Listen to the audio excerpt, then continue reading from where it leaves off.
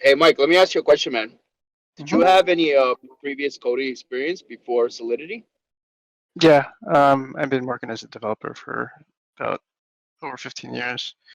Um, but like, I don't think Solidity is particularly hard to learn. Like, there's some specific like nuances with it, but it's just like learning anything else, in my opinion.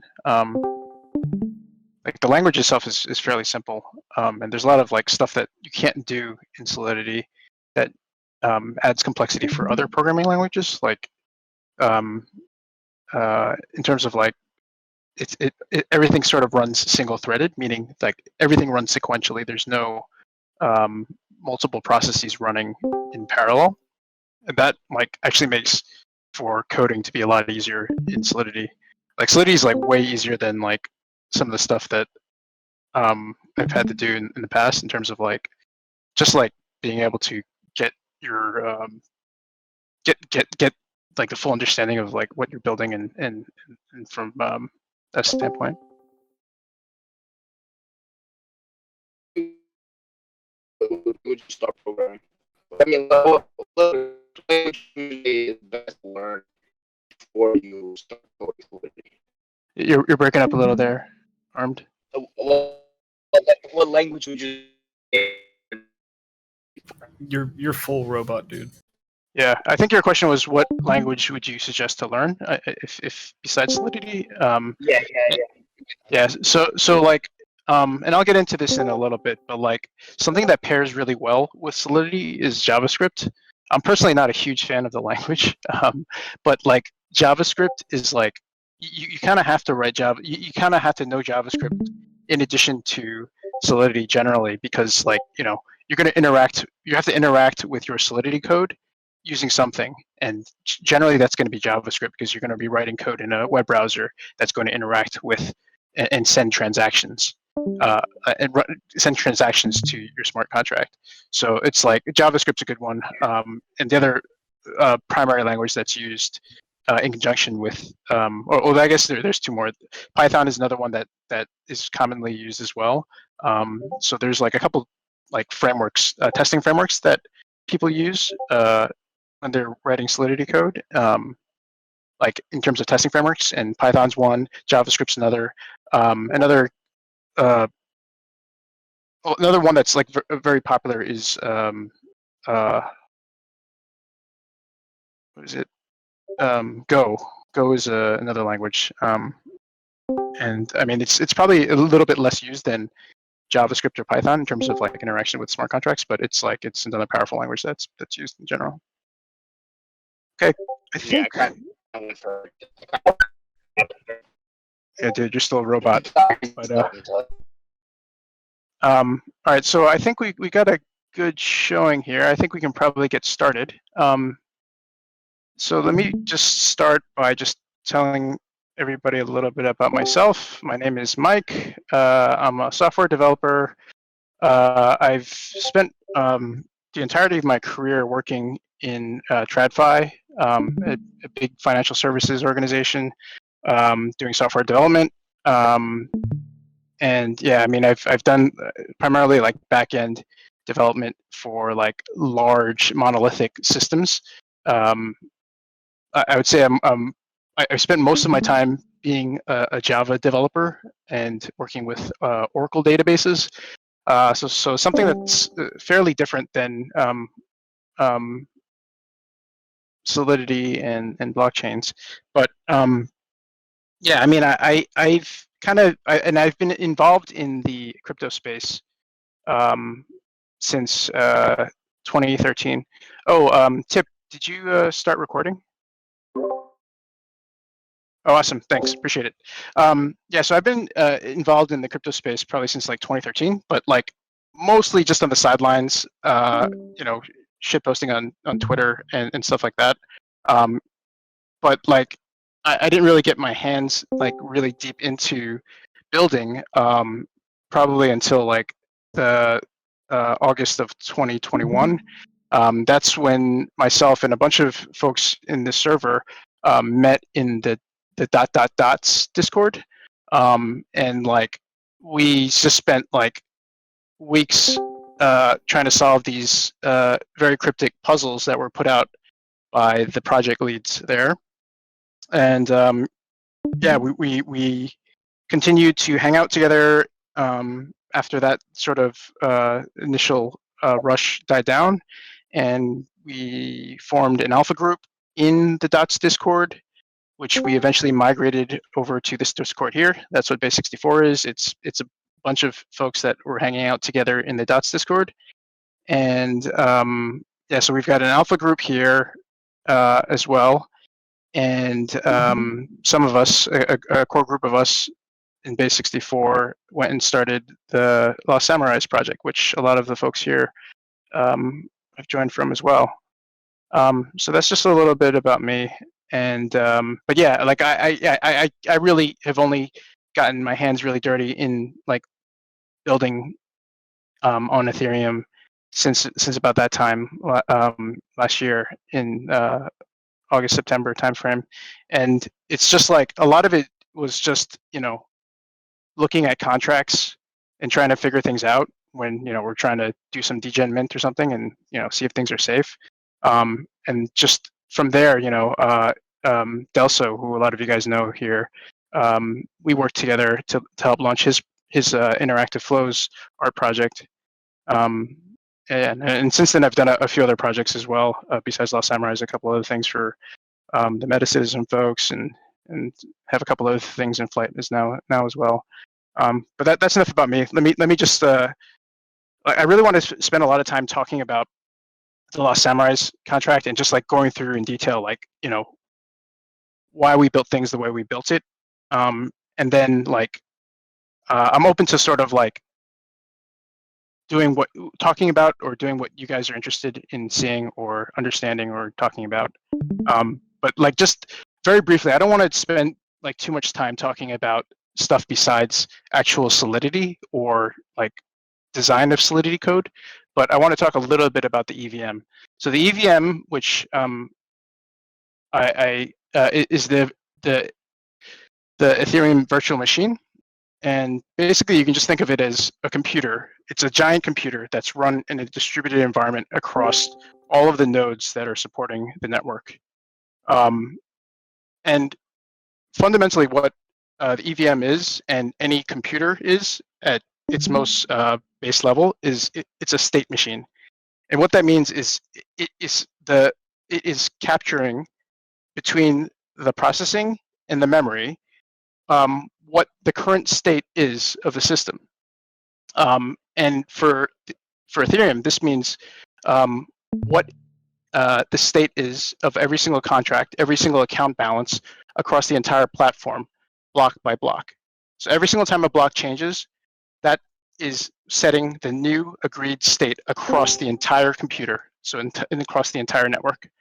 And where Solidity comes in is Solidity is the code that is executing on this EVM in this virtual machine, the state machine. And the Solidity code is what is changing state in this environment. So that could be changing state within that contract itself, or it can be changing state in another contract, or it could be changing state of an account balance. Yeah. So just switching now to taking a look at the actual Lost SamuRise contract. So this is the contract. Oh, this is actually the contract. This is the proxy. No, this is the actual contract. Let me actually start with the proxy address, which do I have here? Hold on, let me pull that up 1 second.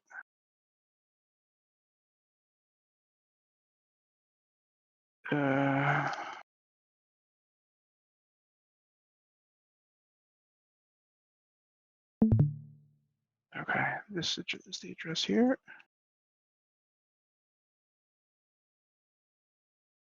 So this is actually the address of the SamuRise contract. You can see the token tracker here is SamuRise, but when you click in here, you'll see that this is a proxy contract. And what that means is there's actually two contracts that were deployed when we released the Lost SamuRise contract. This right here is what any transactions interact with.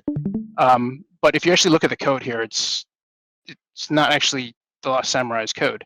And all this contract actually does is provide a front end to interact with, and it forwards all of the logic over to the actual implementation. It actually runs all the logic in the implementation contract, but stores all the state here.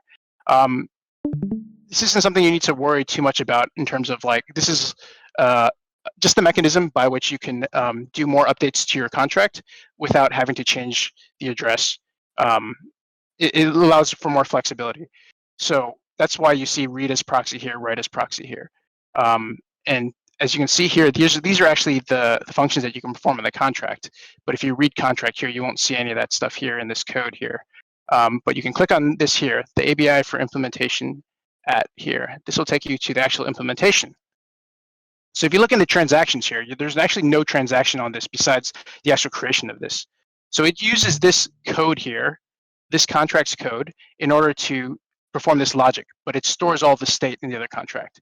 This is a somewhat of an advanced idea, so I wouldn't worry too much about it for now. But just before we actually dig into the actual code, I wanted to scroll all the way down to here. So what you have down here is something called the contract ABI, and this refers to the contract's interface. It stands for Application Binary Interface, and what that does is take this code down here. So this is the actual compiled code. This is the compiled bytecode of all of this code that's over here, and this is all the code that represents the contract. This contract ABI tells you how to read. It tells you how to read this bytecode and how to perform actions on it. And this is actually what is executing. Like this is actually the code that is stored on the blockchain, right? And this is the code that's actually executing. And this applies for any sort of compiled programming language. This Solidity code compiles into the bytecode, and when it's executed, it's actually using something else called opcodes, which is basically assembly. This might seem a little technical, and you don't need to worry too much about it. I just wanted to touch on it briefly, just to give some understanding of how the actual execution on the EVM works. So this bytecode translates to a bunch of operations like this, and these are like the operations that are actually performed in the EVM. It's like a stack-based system where you're storing memory and moving things on and off of a stack. And these are the different types of transformations that are actually performed. The actual Solidity code is just an easier way, like a human-readable way of writing these types of commands in a way that's more human-readable and easier to understand. So that's it about this, but just this is just good for you guys to understand in terms of like how the EVM interprets the actual code that's deployed there. Okay, so this is the actual contract here, and what I'll do here is I'm gonna just like run through like top to bottom, line by line, and then like let's like if there's any questions about anything I'm going through, like just shout out or chat in the voice text channel, and I'll keep that open on my other screen here so I can keep an eye on it as well. Okay, let me. I'm actually going to switch to. I'm going to switch to my IDE instead of looking at the code here because it'll be easier for you guys to see.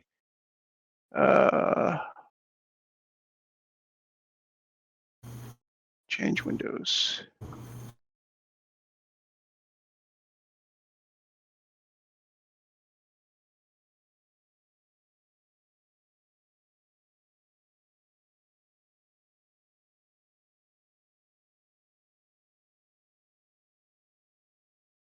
Okay. Do you guys see SamuRise token contract demo window?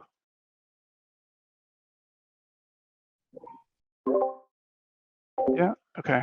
Yeah, where it says Lost SamuRise. Yeah, we see that. Yep. Yeah. So this is an IDE. This is a Visual Studio. It's just a tool for writing code. So if you've looked into Solidity development at all, you might have seen other tools like Remix. Remix is a web-based IDE, and it provides a lot of the functionality that I'm going to show of what I'm doing here in a web browser. So it's really convenient. But like if you spend a lot of time writing code, you're not going to want to do it in a web browser. It's just not, you lose some flexibility in terms of like keyboard shortcuts, like things like the back button in the browser can get triggered. So like you generally want to use a proper IDE when you're doing development. But Remix is a very powerful tool, and you can do a lot in it, and it's a great learning tool. So I mean, it's a great place to start. And a lot of the stuff that I'm going to show you, like there's just like you can click a button to do them in Remix. So this is the Lost SamuRise contract. What we'll start with up here is this statement here, and this is just saying the version of Solidity we're using. So we're using 0.8.13, and that's I think that's the latest version. Oh, and just this one other thing here. This is just anything that's like a dash, that's a comment. So that's not actually part of the code, but this is just saying the type of license that this code is released to. So it's MIT, so it's open for anybody to use. The next set of statements here, these are import statements. And what this means is you're going to include all of these other files as a part of your contract. So as a part of the compilation, you can think of this file I have open here, samurise.sol, but it's also going to append all of these files as well. And that could be like dependencies in terms of other contracts that this contract is dependent on, or it could be contracts that this contract inherits from. And inheritance is like this like core concept in software development. And the idea is like you write a bunch of code, and you want to be able to reuse that code elsewhere. So you have a mechanism to inherit all of that code's properties and use that code's functions within the code that you're writing now. So that's what we're doing here. So SamuRise here. So now at the start of this statement here, this is defining what the contract is. So the name is SamuRise, and it is ERC 721 NES. It is ownable, upgradable, and it's UUPS upgradable. And that's these files up here, this one here and these two here. And what that means is SamuRise is inheriting from these contracts, meaning SamuRise has all the functionality that these contracts provided already. Now, some of these contracts are ones that are defined by OpenZeppelin. They are open source provider of a lot of like standard interfaces and code that's used. So they're the ones that have defined like the ERC 721 standard and the ERC. Did they do 1155? Yeah, I guess 1155 as well. And in this instance here, since this is an upgradable contract, these contracts are called upgradable as well. And I'll touch a little bit on that in a little bit. But let's just move on. And again, like if anybody's got any specific questions about something, that just feel free to jump in and just shout it out. So Exta upgradable. This is just another class that's being used for this type. So this is a type of data. So bytes 32 is a type of data that we're going to have. And then going down here, there's some things in here that'll be a little strange and things I'm not too keen on, but we're done for gas benefits. So this here is defining constants. What constants mean are basically variables that you define that cannot change. So they're immutable, and they're immutable from the start. So you set them to a value, they can't change throughout your code. And typically these are going to be all in uppercase. So here you have the max supply, the max mint free mints per wallet, pre-sale mint, pre-sale round 2 in public. And this +1 was done as sort of a gas optimization for some of the logic statements. I wouldn't worry too much about that. But basically, when you're doing a less than, or a less than is slightly better for gas than a less than equals. So if you have if the total number you want to be under is less than or equal to 10,020, that uses slightly less more gas than if you did less than 10,021, which is why I did this +1 here. Continuing on, here's some other constants for the team allocation and the Onomosius. All right, and this here is an enum. An enum is basically just a way to write in your code. You want to if you want to refer to something by an index. So you can think of this enum basically. This is just a way to represent 0. This is representing 1. This is representing 2. This is representing 3, and this is representing 4. Yep. Can you increase the font size on Visual Studio Code? Oh, yes, I can. I think it's Command plus. How's that? Better. All right, so that's enums, and they're just like, so you could have just used 0, 1, 2, 3, 4, 5 as references in your code, but by defining them as an enum, it just makes your code a little bit cleaner. So it's just another way of representing a number that you want to use as an index. Next up here is token price. I think that should be pretty straightforward. And here we have an address. So this is actually a variable type that Ethereum provides, or Solidity provides, that represents a wallet address or a contract address or any address in Ethereum. And this one here is what we call a signature verifier. So this isn't actually technically an address, but it is one half of a public-private key pair. And I'll show you how that's used a little bit further below.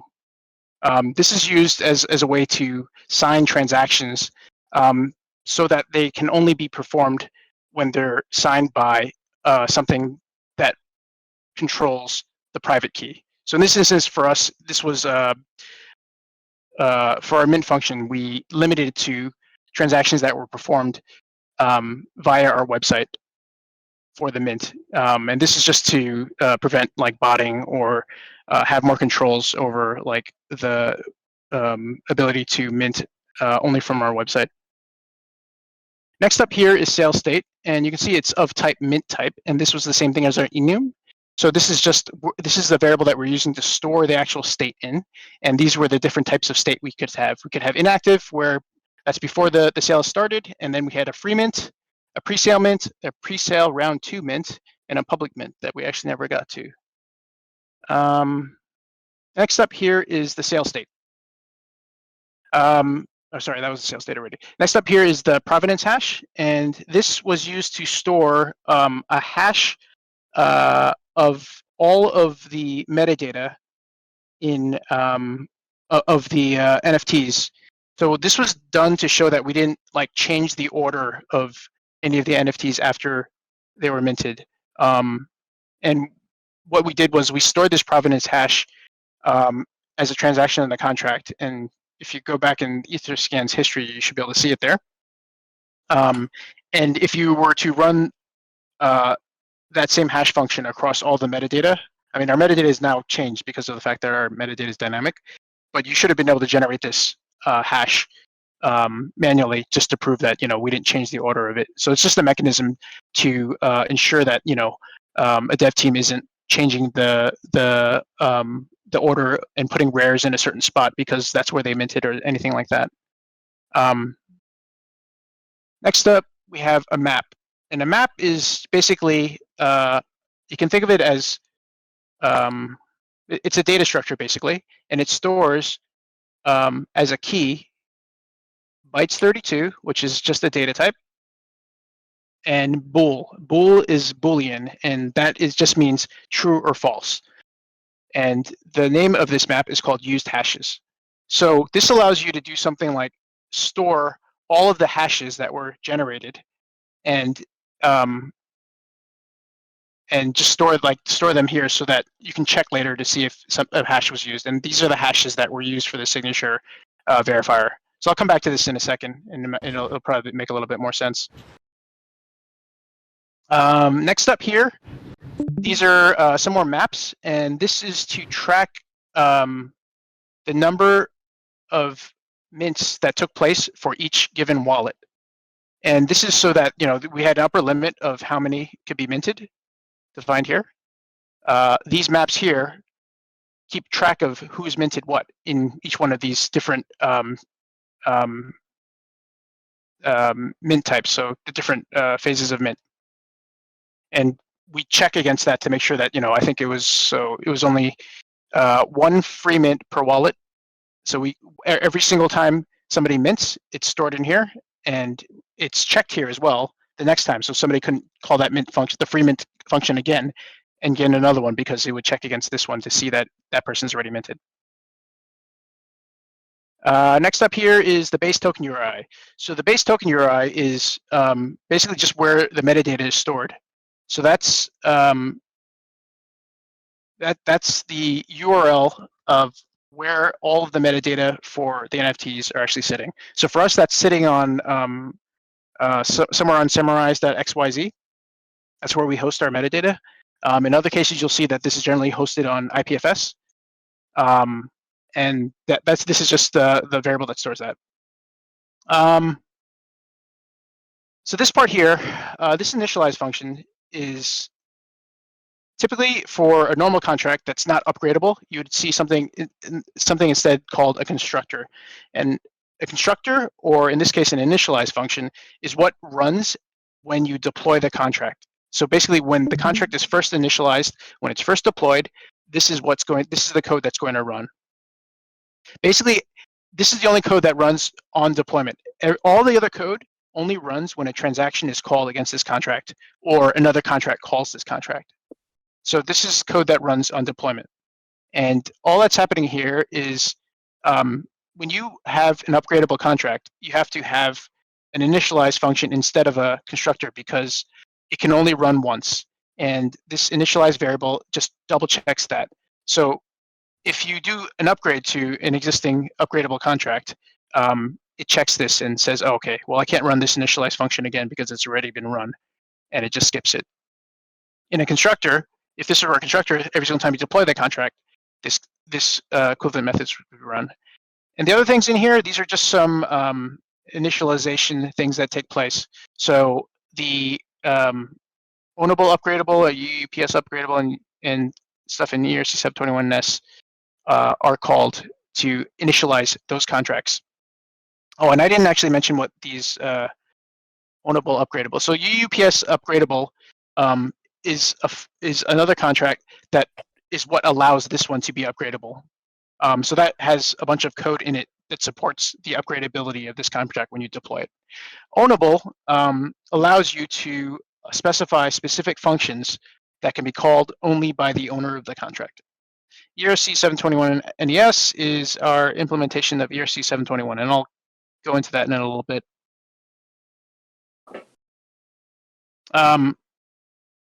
So this here, these modifiers are something that are called, that can be applied to a function call. So these aren't function calls. Function calls are the things that you would interact directly with, like on a contract, or if you called mint from like a website.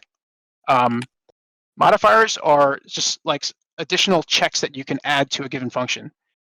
So I'm just going to skip ahead and go to the actual function calls, and then we can go back to what the modifiers actually do. So here's a definition of a function call. So this is free mint. And what it takes in is a signature that's provided from, in our case, when we minted, the website would provide this signature and send it to the contract. And then there's a nonce and just a Boolean here of whether or not we wanted to stake the token when we minted it. And then here are some additional modifiers on this function. So the first one is external. That says what is the scope of this function? Who has the ability to call it? If it's external, it means anybody external to the contract can call it. So you can call it from Etherscan. somebody that's building their website can call it. It can be called from another function in this contract. Yeah, that's what external is. Next up here, we have caller is user. So these are the other modifiers that are defined above. Caller is user is defined here, and this is just a little bit of a way to prove that the caller isn't a contract. So transaction.origin actually checks to see who sent the transaction. Message.sender represents who the immediate place that this contract was called from. So it could be it could be called from an EOA, which is a user's wallet, or it could be called from another contract. Now, when you check transaction origin is not equal to message sender, you make sure that you're checking that. You're checking that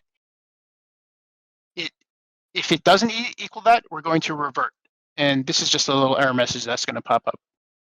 So this is just checking to see that the caller is actually a user and not a contract, because your contract is going to be more bottable if it's called by another contract. There's more ways to attack it, basically. Next up here, we had validate presale active. And where's that one? That's right here. And this is just checking the sale state to see that it matches the correct sale state. Sorry, somebody had a question? Hey, Mike, I was just wondering if I don't know if you offered that space for questions, but it might be good to stop and see if anyone has any, if that hasn't been done, just because.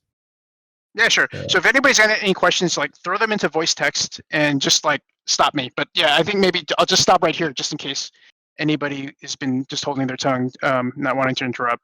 Is there any questions so far on anything that I've gone through?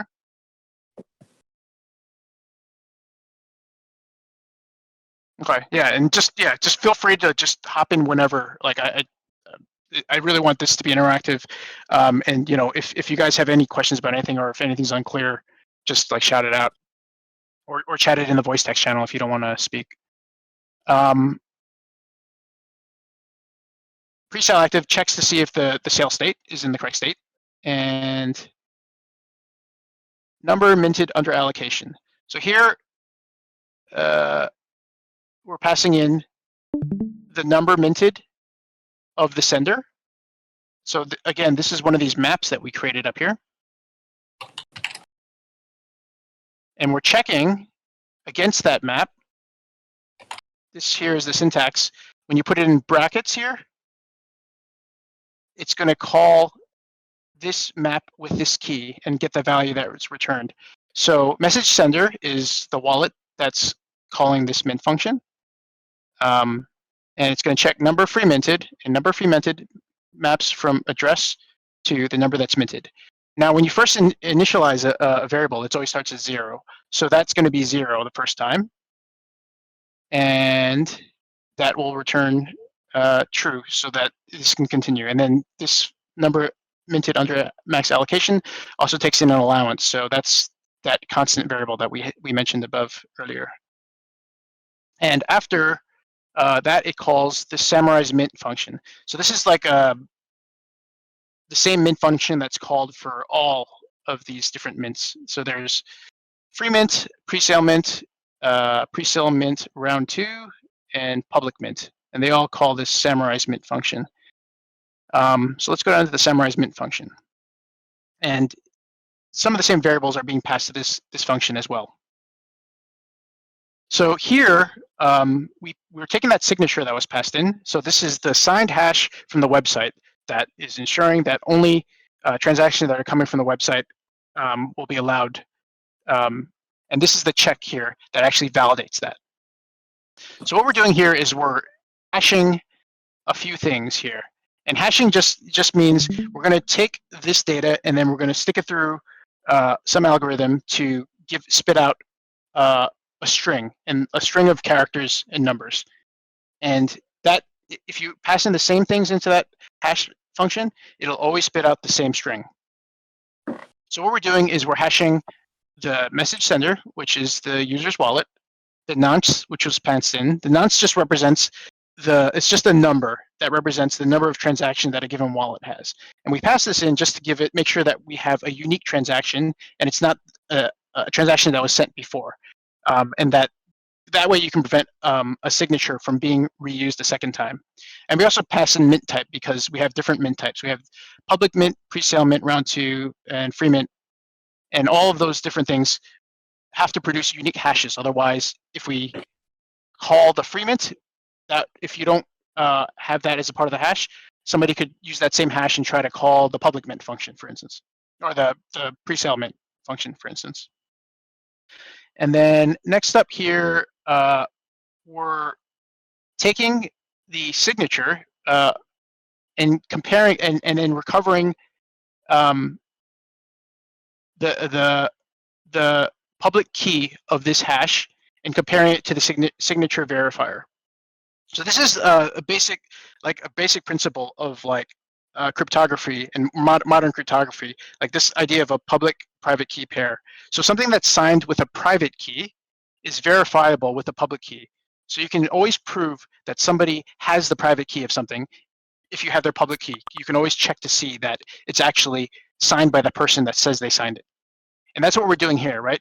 We're checking to see if the message hash that was provided to the mint function was signed by that key that's on our web server, right? So that's how we prove and ensure that only transactions coming via our web server are sent. Anything else that doesn't have this signature, it's not possible to call this mint function. Some of you may have seen. Yeah, go ahead. So this prevents people from minting directly from the contract. Yep, exactly. Okay. Yeah. Thank you. It's also like a mechanism to prevent botting, right? Because if you have to go through the website, then you have less ability to write scripts to do this. And there are ways to get around this. We've seen a number of mints recently where people are really getting wise to this and are looking for where the API, the REST API call is available on a given web page and hitting that directly and getting these keys out. And then, for a public mint, that's always going to be a problem. So for us, like the way we did this, like this, in addition to preventing botting, on our web server side, we're only allowing, we're checking on the web server that only somebody that's on the allow list is able to mint at a given point in time. So like there's a list that was kept off chain for who was allowed to perform a free mint, who was allowed to participate in pre-sale mint and pre-sale mint round 2, and then we had a public mint, which didn't have a list that is verifying. So that's also like the mechanism by which we control that only the people that were on a given allow list could mint. Something that you might have seen in other contracts as well is a Merkle tree. So a Merkle tree is just another way of doing the same idea, and but instead of having a signature provided, you provide a proof to a Merkle tree. A Merkle tree is just like it's a mechanism by which you can just create a proof that somebody that a given string was a part of this Merkle tree. So try to see how to explain this easily, but you can just think of it that way, that it's just, if you had a list of addresses that, let's say you had 10,000 addresses that are whitelisted for a mint, you could run and generate a Merkle tree from that and just store that one string. And with that one string, you could prove if any address was included in there of that 10,000. So that's another way of doing it. And for SamuRise, we chose to go the signature route because it's actually more gas efficient than a Merkle tree. Merkle trees are... Sorry, Mike, is Merkle tree the same as a Merkle root? Yeah, so Merkle root is what you provide in storing you're generating a Merkle tree, and if you store the Merkle root, you can prove anything that's on that Merkle tree based off of that proof. Yeah. So we chose to use the signature route because, well, one, it's a little bit more flexible, right? Because we can keep our entire list of addresses off chain and provide a signature for them, and we can add and remove people from that when we need to. Merkle trees are somewhat, I think, a little bit more trustless, I guess. So, people that people didn't know who was on our allow list besides what we published. But for like a Merkle, if you had a Merkle root that was stored here instead, anybody could verify against the contract that Merkle to see if an address was not on there. So it's like there's a trade-off there, right? So there's one is slightly more trustless than the other, but for us, like that flexibility of being able to change who's on the allow list, and also the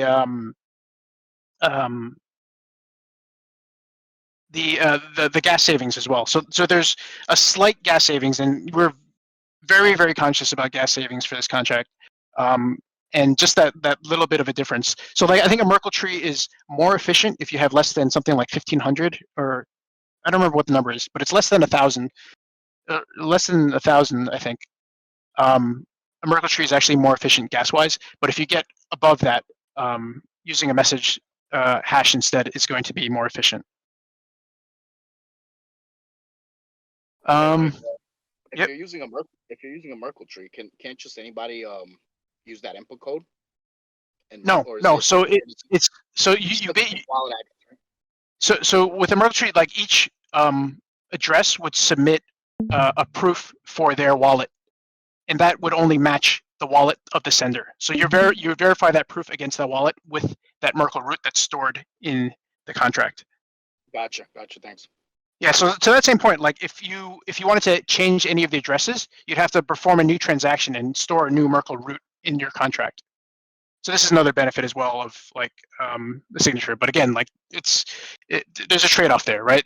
So one is slightly more trustless than the other, but you know, they're different tools for different situations, I guess. All right, so yeah, let's go on with the rest of the mint function here. So we check to see if that hash was used or not, and then afterwards we store that hash so that it can't be used again. And revert, so these revert calls here, these are just error messages, but revert just basically reverts the transaction. And you will have used any gas for any of the steps that were performed up until this revert took place. Like you'll have to, that's gas that you'll end up losing because there's some cost associated with everything. And that's the thing with programming in Solidity. You have to be very conscious of your use of storage and how many times you're iterating over things, which are things that you probably never think about at all in any other programming language, or you do to some extent, but it's to the extreme here where every single bit of storage you are using is being replicated across every single computer that's running an Ethereum node. So that's kind of the reason why it's so expensive. So you have to be very conscious of like not looping when you don't need to, and not storing any data you don't need to. And it's kind of a tricky thing, but it's like, and it's a little bit of a mind shift for anybody that's done programming before, to be like as conscious about these things, because like most modern programming languages, like you don't really have to worry about these things quite as much. Okay, and moving on. So here's the actual mint call. So this mint call is one that's defined in the ERC 721 contract. So I'm just going to step into that. Here's the mint function, and this is actually ERC 721A. And ERC 721A is the contract that the Azuki devs, who are in a bit of hot water right now, they put out this contract, which was just did a bunch of gas efficient gas optimizations to how ERC 721 works. In particular, like it benefits when you're minting multiple tokens at once. But anyway, this mint function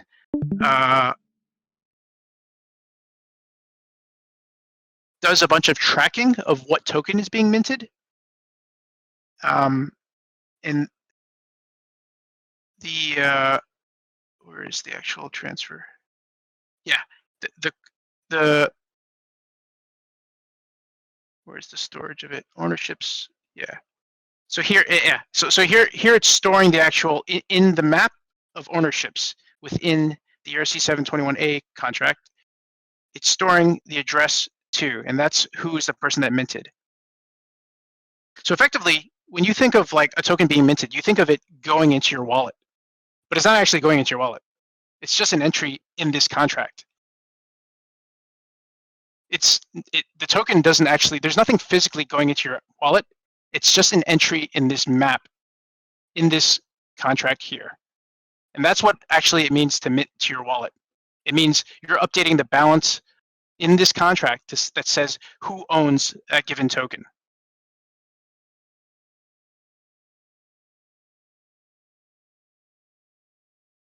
Yeah, I won't go into the other details here, but they do some things in terms of like just keeping track of different state that needs to be stored in here.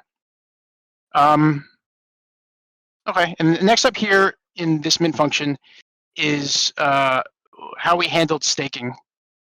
And let me just, I'll come back to this in 1 second. Let me just run through the other functions in this contract first. So this is the base URI function, and this just returns that base token URI that I mentioned. So this is used by,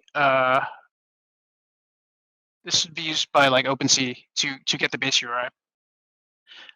Here we're setting the staking controller, and I'll go into the staking details in a minute. But basically, this is just these are like the only owner only functions down here, and this means that only the contract owner can actually run these functions. So when you set staking controller, it's just storing in this contract where the staking controller is, what the address is of that contract. Here are some utility functions. The number of minted per owner. And this is just for, I think it was used for some of our front end, what we display there. So the front end could call this function. These are read-only functions, basically. And it would just return some data. Ownership data returns I forget what this one is. This is something that ERC 721A provides, but it gives some details of the owner of a token. Hash message was what was called above. Here we passed in the address, the nonce, and the mint type. And in order to return this hash, we call this kcac function. Kcac is 256 is the hashing mechanism that Ethereum uses. So this is the thing that you stick in a bunch of different variables in, it'll always return the same string. ABI encode and pact. Encode pact is basically just a mechanism to concatenate a bunch of strings together. And in this case, we have to stick in this signed message thing because that's the way messages are signed with this string in there as well. And then here we're doing a hash of those stuff that we're passing here, the sender, the nonce, and the mint type. What else do we have here? Owner mint. So this is an owner-only function. And this was the mechanism which we used to mint the team mints. And there's also a mint and stake function. I don't think we used this one at all. Oh, this was the team allocation mint where we would, actually we didn't use owner mint, we used team allocation mint, but we had this as just in case there was specific, I think if we needed to mint for any of our partners and stuff like that. So team allocation mint, yeah, this is what we did for the team mint. And then Onomotion mint was, the Onomotions were the first 21 tokens. So this was the first function that was called on our contract. And what else do we have here? Owner mint to address. This would allow us to mint a token to somebody else's wallet. I think we use this in some cases where for folks that we had their wallet and then we might have owner minted and then sent them afterwards ourselves manually. Set provenance hash. This is just how we set that provenance hash I mentioned earlier. The base URI I mentioned as well. Withdraw funds. This withdraws all of the ETH that's deposited in this contract back to the message into the owner wallet, the deployer wallet. Set signature verifier. These are just different. This sets that signature verifier field, like the public key of the public-private pair that we use to hash messages. And these set the different states of the contract of the different mint stages. And finally, this last one here is a requirement of that upgradable UU upgradable contract. This has to be here in order to be able to perform upgrades. Any questions there? Just pause real quick. And then I'll just jump into the staking. Okay, so staking. So maybe I'll start with ERC 721 NES first. So this is the contract that SamuRise is inheriting from. And here it's defined as an abstract contract. And that means the contract has to it inherits everything here, and then can override functions in here as well. So, and this is also inheriting from ERC 721A, which is the Azuki contract that I mentioned earlier. So in here we have a staking controller, which is what was just being referenced in the SamuRise contract, and this is the place where you would. This is the contract that you would go to call stake or unstake. And all that stake or unstake was doing was actually going to call this contract back. It was just a mechanism that's a little bit cleaner to separate out the staking controls from the main NFT contract. So it's just like moving the controls somewhere else so that you don't have to all focus.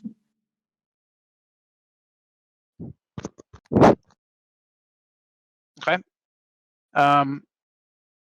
Staked and unstaked here. These are events. So what events are in Ethereum are a mechanism to broadcast that an action has taken place without having to write something to the chain. And this is useful for like providing a mechanism to send some additional information out that's not actually written to the chain. So in this case, we publish this event staked when a token is staked, and we have the token ID, and we publish when it is unstaked. And what we use with this information is we use this to update our metadata in the SamuRise NFT metadata. So if you guys have seen the SamuRise tokens on OpenSea, if your token is staked, it shows the word staked and it's grayed out.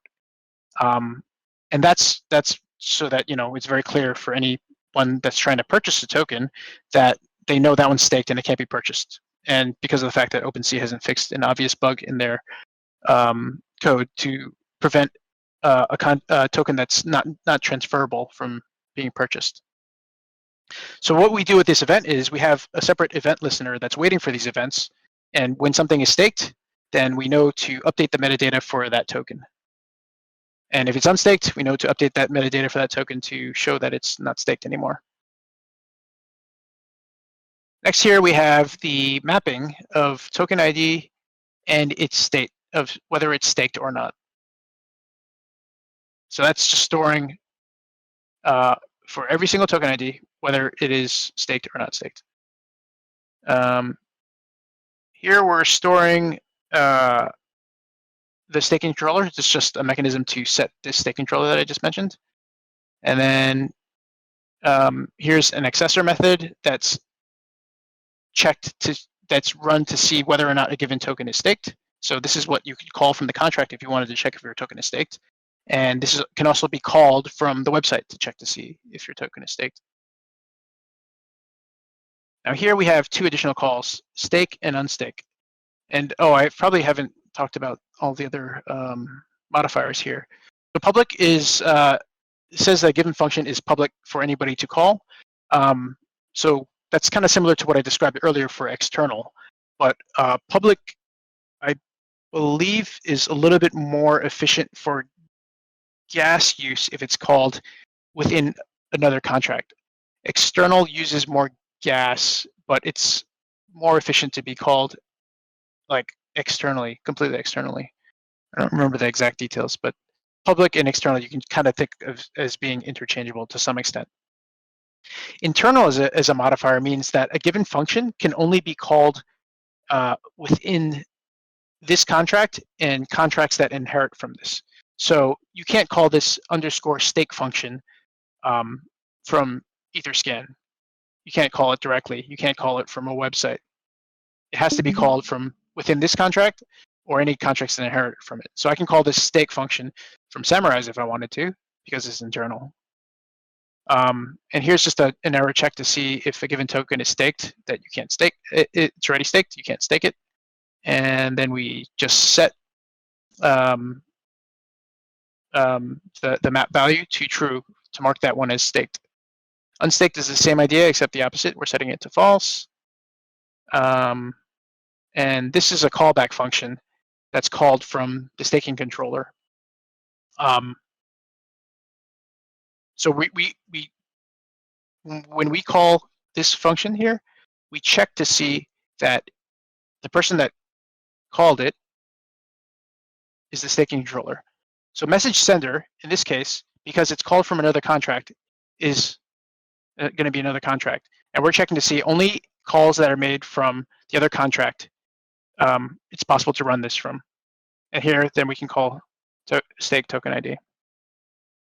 So that means you can't directly go to SamuRise contract and call this stake function because it's internal. You have to go to the staking controller and call stake or unstake from there, which in turn calls this one here. But you can't also you also can't call stake from controller directly from the Etherscan either, because it only allows the staking controller to call it. So this is just a mechanism to control where the calls are coming from, and this allows you to separate out the code for staking and unstaking and put in that other contract. This is the same idea here, except for unstake. And here we're doing some, this is where the magic is for ERC 721 NES. So say, oh no, this isn't safe mint and stake. So this is just mint and stake. It's just allowing you to do minting and staking. So it does the stake logic in here as well, and this is mint and stake. Over here is the magic of ERC 721 NES. So transfer from is basically the call in ERC 721 that is done when you wanted to move a token from one wallet to another. And that's what happens when you sell a token.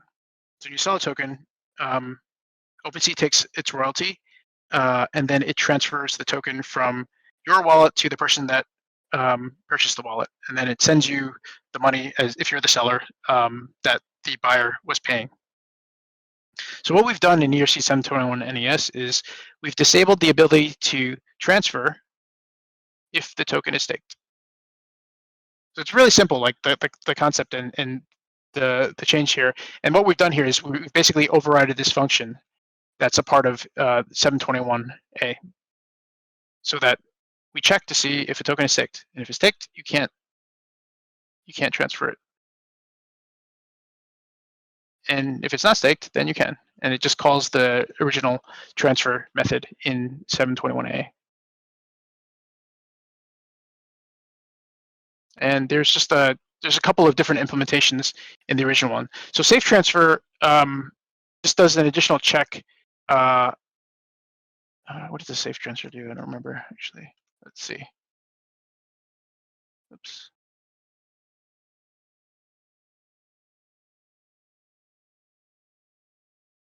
No.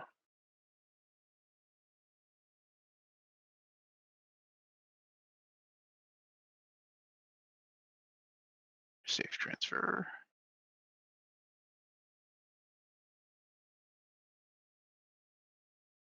I don't remember what that does. But anyway, that's that is the staking in ERC 721 NES. And then let's just jump over to the staking controller. Staking controller is where we actually interface with from either a contract or a front-end standpoint. So this is where you actually call stake or unstake. And we just do a couple additional things here where we store the block in which you stake. So where's the stake call? Let's start there. So here's the stake function. We do a couple checks here. We check that only the person that owns that token is allowed to stake it, and we check that it's not already staked, and that staking is not currently paused. And then we store in this map here. Let's scroll up to see that map.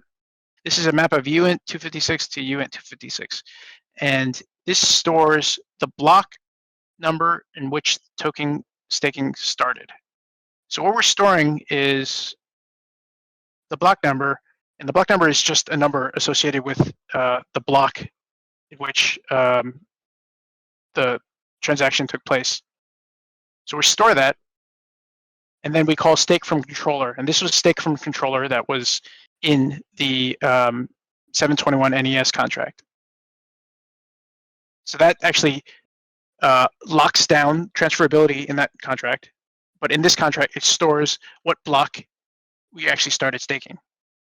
And what we do is when we, at any given point in time, you can check to see how long you've been staked for. So we have this token to total duration staked, where we're storing, wait, where is that one?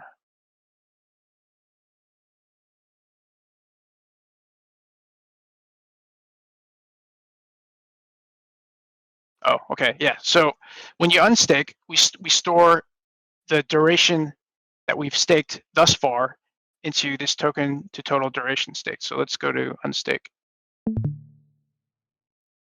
So here we do the same checks. We checked that only the owner could unstake a token, and we checked that only if a token is currently staked can it be unstaked. And then if it's unstaked, when it's unstaked, we get the current balance from that token ID, which says basically what is the current block number minus the block number of when we started, and we store that in the total duration. And then we unstake it.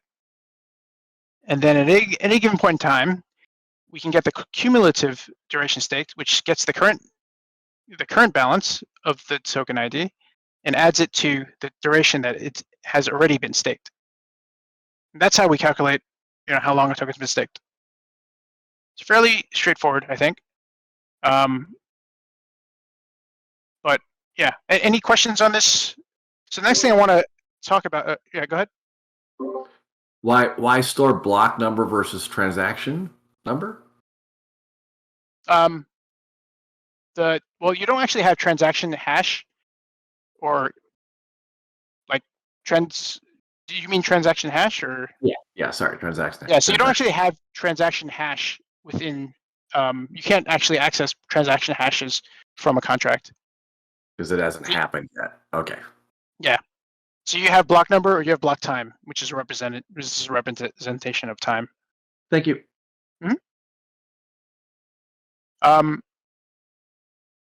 So I mean, I hope that was somewhat helpful, but like this part, in my opinion, it's like writing this sort of logic isn't super hard. Like you have to be careful though, right? Like that's the thing about writing Solidity code versus doing anything else. It's like you can't fuck it up.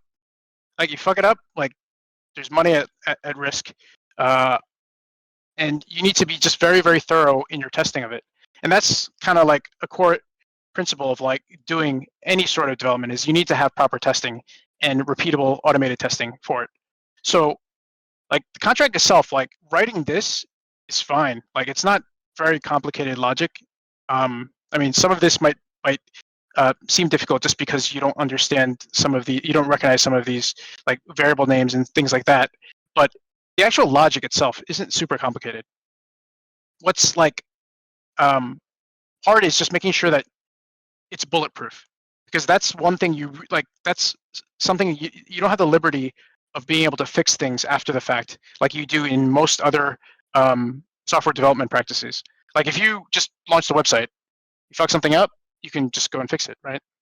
I mean, and if there was like, it was a website where somebody made a purchase and an incorrect purchase went through, like there's ways to reconcile that. There's ways to fix that after the fact.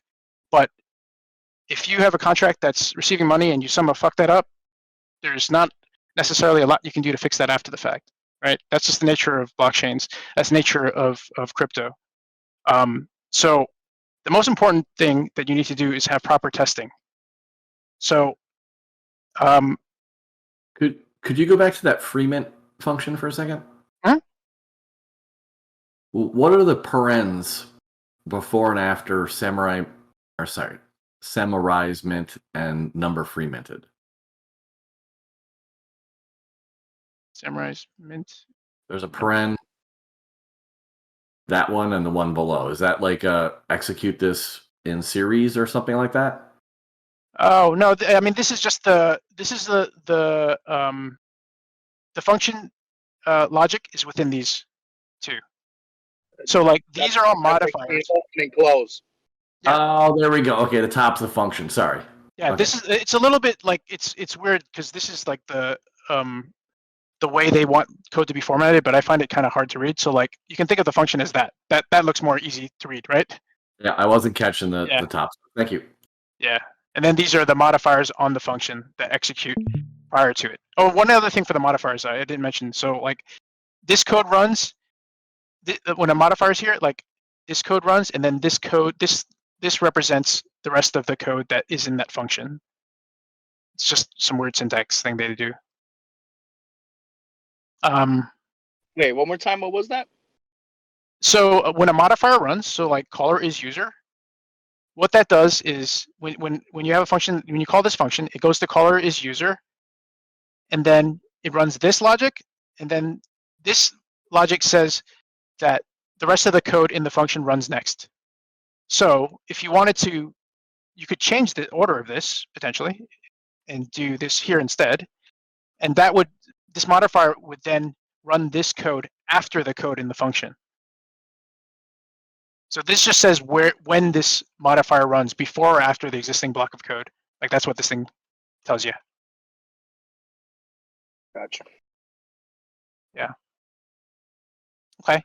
And so yeah, so next I wanted to talk about testing, which is probably the most important part of this, and where like more time is spent here than writing the contract generally, at least for me. And I would hope for others, but that should be the case really, because like you need to spend time making sure all of your code is bulletproof. Hey, Mike, can I ask you a question before you move on from staking? Yeah. How do you go about doing like a non-escrow staking for like a project or a contract that's already been uploaded? Like, let's say someone wanted to implement non-escrow staking into a project. Like, how would you go about getting that contract and is that because you guys have that? You had that built in like from the start with SamuRise. Yeah. So it's generally not possible to do it after the fact unless the contract that the NFT was.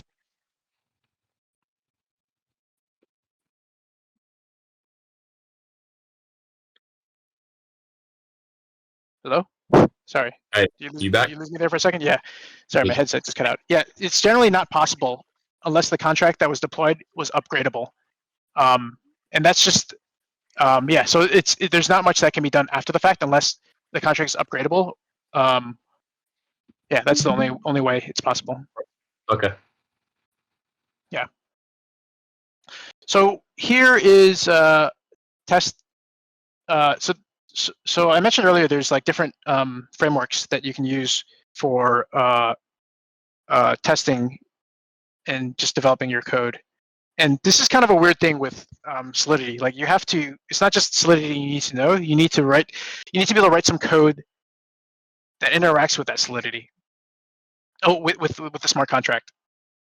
And like I said earlier, like JavaScript is generally what is, in my opinion, the best to use because of the fact that you're going to be interacting via a website, right? So JavaScript is what runs in a web browser, and if you write your test code in that, if you have to switch to writing some code for the web interface to your smart contract, you're already in the same language. So it's just easy from that perspective.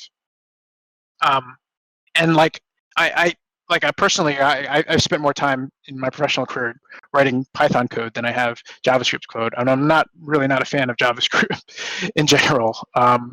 But I think the benefits are there, and like, but this is a tricky thing, right? Because like, if you need to, one, you need to know 2 languages, and 2, you also need to be able to context switch. You need to be able to switch back and forth, from writing Solidity code and writing JavaScript code. So that's not ideal either, but generally I find that to be beneficial. But like if you're already a Python developer or no Python, Brownie is the test framework that exists there, and it's very powerful. It's very good, and a lot of developers use it. So yeah, that's very good as well. And then like there's another test framework that's very popular as well called Foundry. Foundry allows you to write Solidity code in order to test your contracts, and that's probably that makes more sense. Like that's generally the case for any other language. If you're doing software development you generally write your tests in the same language that your actual code you're testing is written in. So this is sort of like a very different thing here, but what I've used here is JavaScript, and the framework is called Hardhat. There are 2 JavaScript frameworks that exist. It's Truffle or Hardhat. Truffle, I think, is just a little bit older, and it's just I don't know if it's as well maintained, but Hardhat seems to be the most popular and most used framework at the moment. Foundry is becoming more popular, I think, because I guess like now the skill sets are sort of like people are pigeonholing themselves to Solidity development, only that, and then there's more people that are doing the Web3 development around them. But I mean, and yeah, like there's still plenty of like devs that use Python as well, and Brownie. I've seen it like, and generally you can tell if you look at a contract to see what they use to deploy it, because if you see all of the code in one file when you look at an Etherscan and looking at a verified contract, that means it's probably Python they used, and that's just because the way Python verifies its code, it does it all in one file. If it's individual files, it's probably Hardhat that's being used. But anyway, on to testing here. So the idea here is like you basically want to just execute every single path of logic in your code. So you want to run every single line of your code and make sure it's doing what you expect it to do. And that means like if you have an if statement, so, well, I don't have any if else's here, but generally like if you had an if statement and there's like different branches you can go down, you want to be able to test every single one of those branches, right? You want to know what the behavior is going to be as expected for every single path of code possible.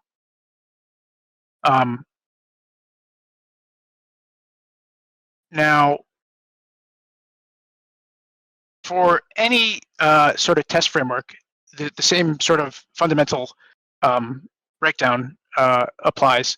So generally, there's a function that's called before every single other test, and in Hardhat, that's this before each function. I wouldn't worry about this. This is just saying that it's an asynchronous function, and then everything's in this before is this section right here. And what we're doing here is this is how you actually deploy the contract. So this get contract factory is just these are this is getting SamuRise v0, which I didn't go through this contract, but this was like the base contract before it was upgraded. So it doesn't have all the logic here. We deployed this contract first. You can see it's the same sort of stuff, but it doesn't have all the mint functions. And then we upgraded it to SamuRise, this one here that I was going through with you guys. So the test is simulating that behavior. The first thing we do is we deploy that contract, SamuRise v0, and we call, and this is just the way you call that initializer function. Oh, I skipped this here. This is Ethers. There's 2 main JavaScript libraries that provide Web3 functionality. There's Web3 .js and there's ethers.js. They're both pretty powerful. I think ethers is a little bit better from my perspective in terms of what it can do. So this ethers.getSigners is returning an array, and this is an array of different wallets. And Hardhat provides these out of the box where like Mike? there's a bunch of wallets. Yep. Question for you on deployment. Mm-hmm. Why did you separate deployment again? Separate deployment of v0 and You just said a couple of seconds ago that you deployed in 2 different phases. Wondering what the logic Oh on yeah, that was. yeah. So one thing we wanted to do when we deployed our contract is we wanted to make sure that we held the OpenSea. It was OpenSea.io/SamuRise, and we wanted to make sure we got that handle from OpenSea and reserved it before we were ready to actually, before the contract was actually ready. So we deployed this V0 contract while we were still working out the rest of the minting logic to make sure that we could have, because you need, in order to reserve an OpenSea URL, you have to have a smart contract, and you have to be the owner of that smart contract. So we deployed this V0 first with this logic here, without all the mint functions, just so that we can grab that URL. Would this be so this is more of an issue with OpenSea. Is that the same procedure with Rarible and LooksRare? I'm not sure actually.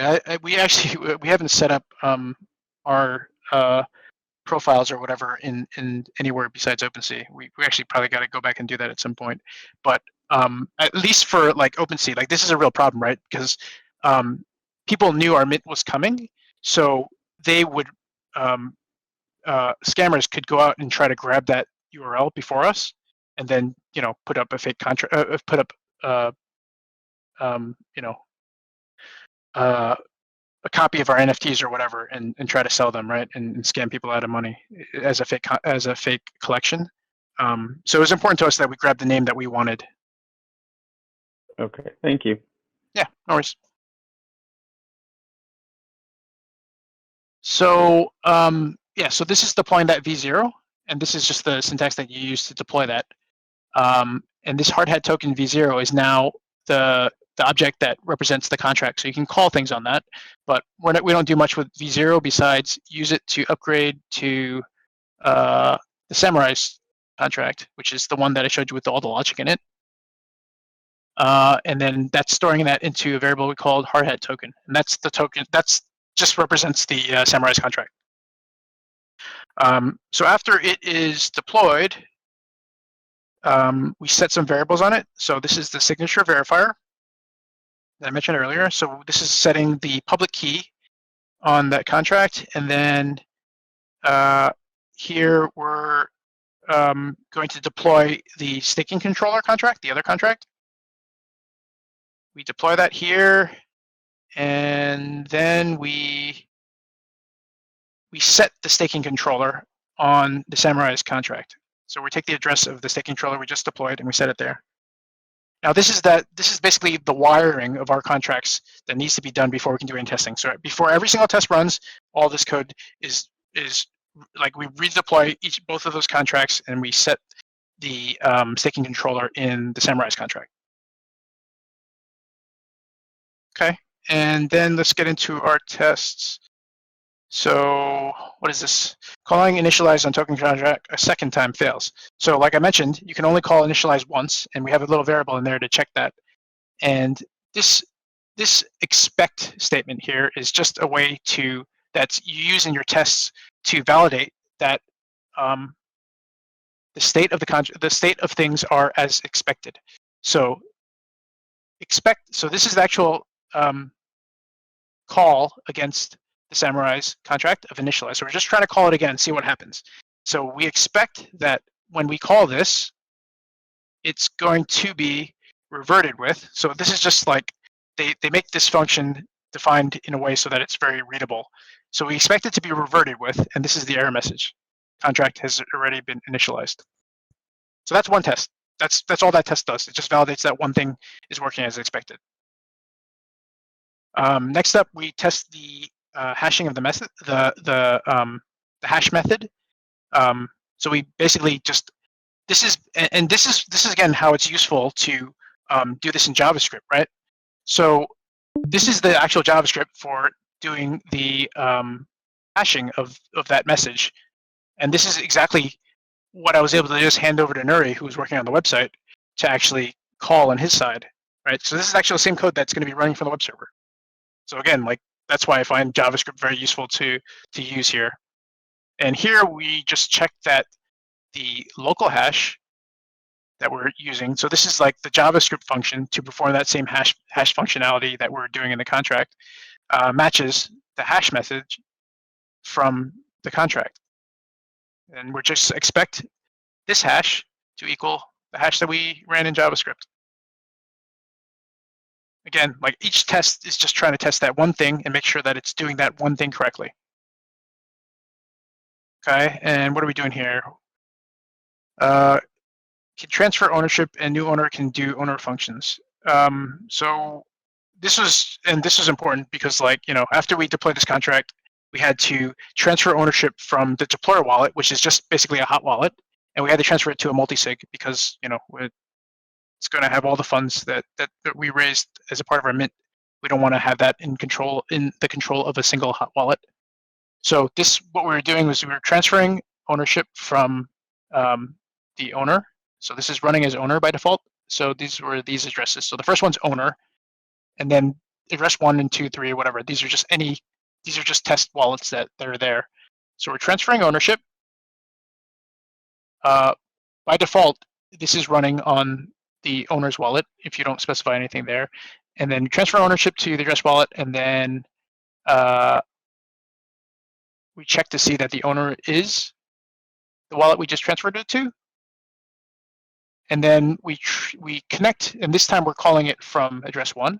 We connect the contract to address 1, and we do an owner mint to see that the address 1 that we just transferred it to can actually perform an owner mint. And what we do here is we check to see that address 1, the balance of address 1 of the SamuRise token is equal to 1. So we're checking to see that they actually got 1 token in their wallet now, or technically just in the contracts map.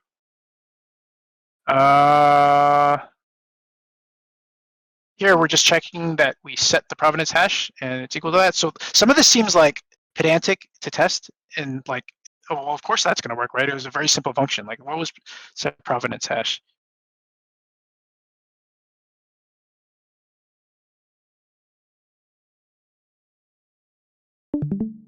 Provenance hash. It's very simple. It's a very, very simple function. It's just setting the value of what's passed into it, right?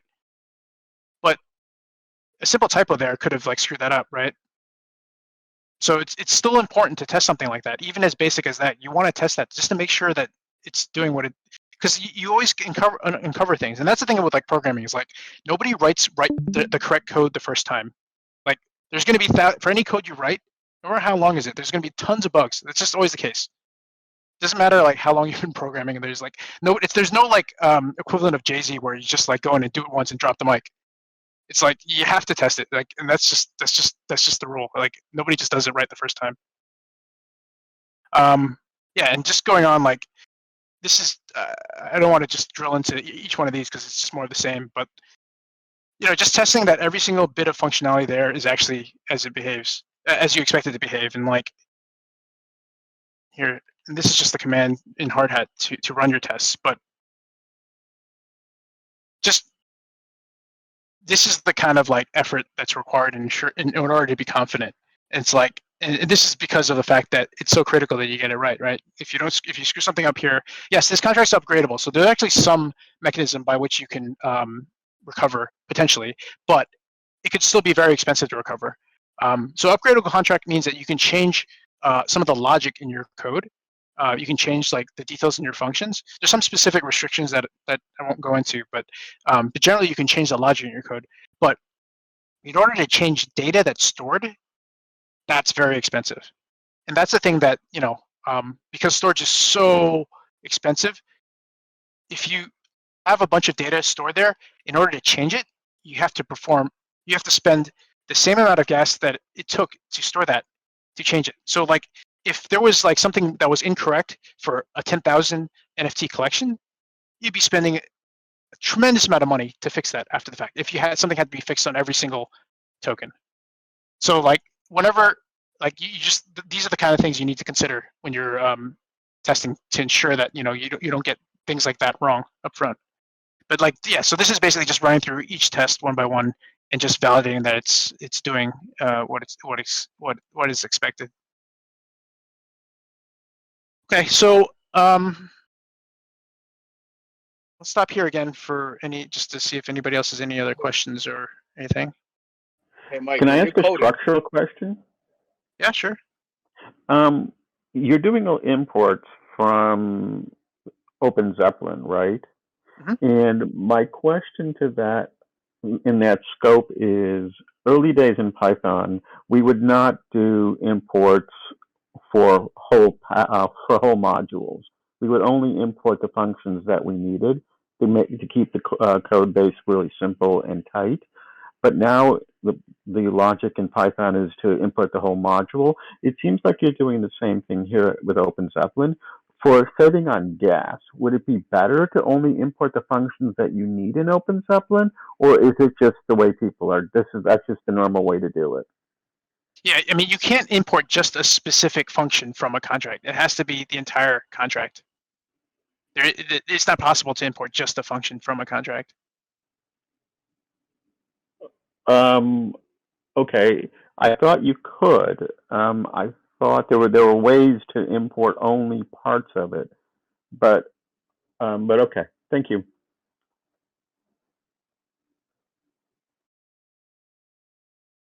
Sorry, my headset did that thing again. The only way that I think you could do that is if you were to write another contract and just extract out that specific logic that you wanted to. Okay.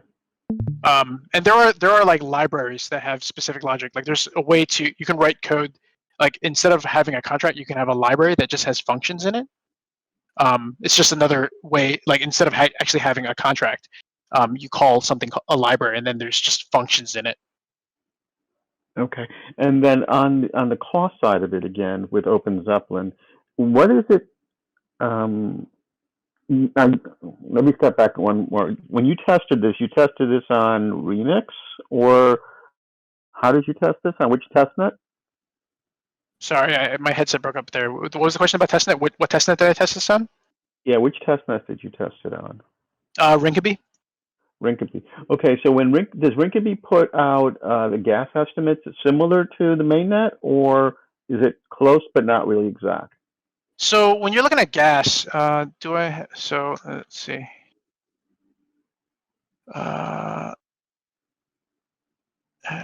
Node. So when you're looking at gas, what you can look at in any testnet is you look at the gas that's actually utilized. Like that's going to be the same across. So what's going to be different is like the GUI, the current gas cost, because it'll be like minuscule on a testnet. But if you look at the gas used, you can always calculate what the gas will cost in mainnet based off of what the GUI would be in a given transaction. Okay, yeah, because a lot of people are using 721A to save on gas, but I don't think they're actually saving on gas. I think that they're saving on the update function. Is that correct? Or what exactly is the implementation on 721A that's saving people gas? So one thing that's very expensive that was used a lot before it was ERC 721 enumerable, and that is storing a lot more data about every single NFT. And it does something like it loops over. I don't remember what it was, but ERC 721 enumerable is very expensive. ERC 721A doesn't have all that additional logic that ERC 721 enumerable is doing, and it reduces gas that way. But it's more beneficial from a multiple mint standpoint than just a single mint standpoint. Okay, thank you. Is there a standard test set for common exploits? Oh, it's an interesting question. I don't know. Like I haven't. I've always thought about like in terms of what exploits I've seen in particular. So like needing to have a server-side hash was important because I've seen plenty of contracts get botted that way. Seeing like, and it's evolved over time, right? So I forget the name of that group, but like there's a group that last year started it was Club 7 something. Club something. It was a group based out of China, and they basically bought it. I think the Sevens contract and a couple of contracts. 721. It was Club 721. Yep. Yeah, and 'Cause they NFTs. yeah right, and they basically were the ones that pioneered using another contract to bought a contract by by having the contract have all the logic to call the mint function, and so that's why I check to see if the user is a contract or an actual EOA wallet. So I think it's like it's in everybody's psyche that's seeing what's going on in the space, and that's kind of how it evolves. I don't know if there's a standard list somewhere though.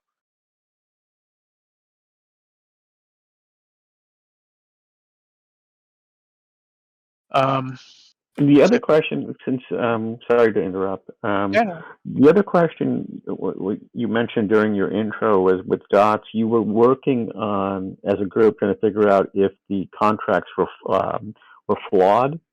And my concern constantly is, and the reason why I don't like free mints is I don't know what is actually in the contract for a free mint. And so, how do you go about getting comfort that the free mint or the contract before you actually mint is any good? You can go on get their contract if you can get their contract, get on Etherscan and check it. What are you actually looking for in the sense that they're not going to have that contract revert and change from a normal ERC 721 or Open Zeppelin's ERC 721 implementation to something else and to wipe out your wallet, not today, but in 6 months? Well, nothing can ever happen besides what's happening in that transaction. So, like approving your wallet to do something, what matters is like if you've approved like the approval that you provide like to OpenSea, basically to transfer tokens on your behalf. If you provide that to a contract, then that's concerning. But you generally wouldn't be providing that for calling a mint function. Like you would get the request in MetaMask to approve like another contract to have permissions to do something on your behalf. So like generally like a mint function like shouldn't be super concerning, but you can always look at what's there. But like even if that changes in the future, that shouldn't matter. Like if there's an upgradable contract.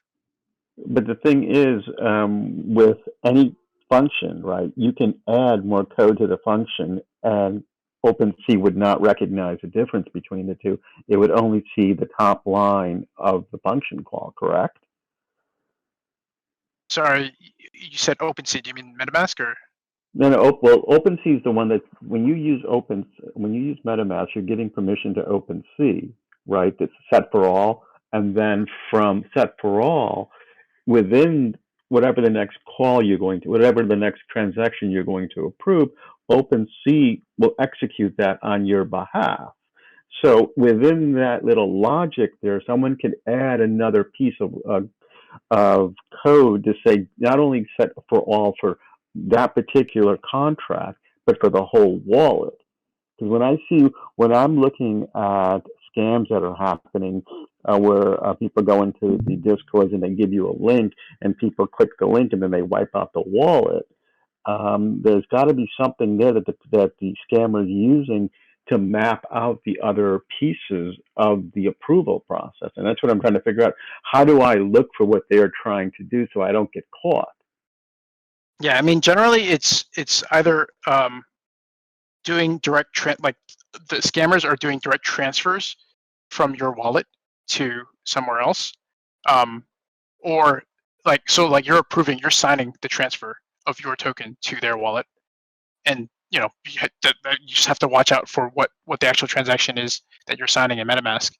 Other than that, it's like the only other way is if you sign a transaction itself that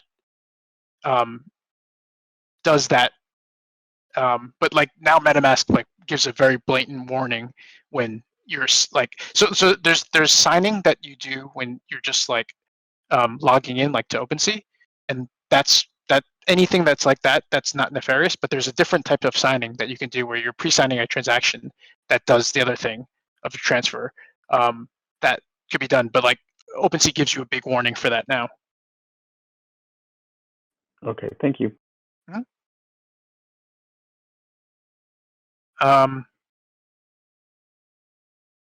Any other questions? I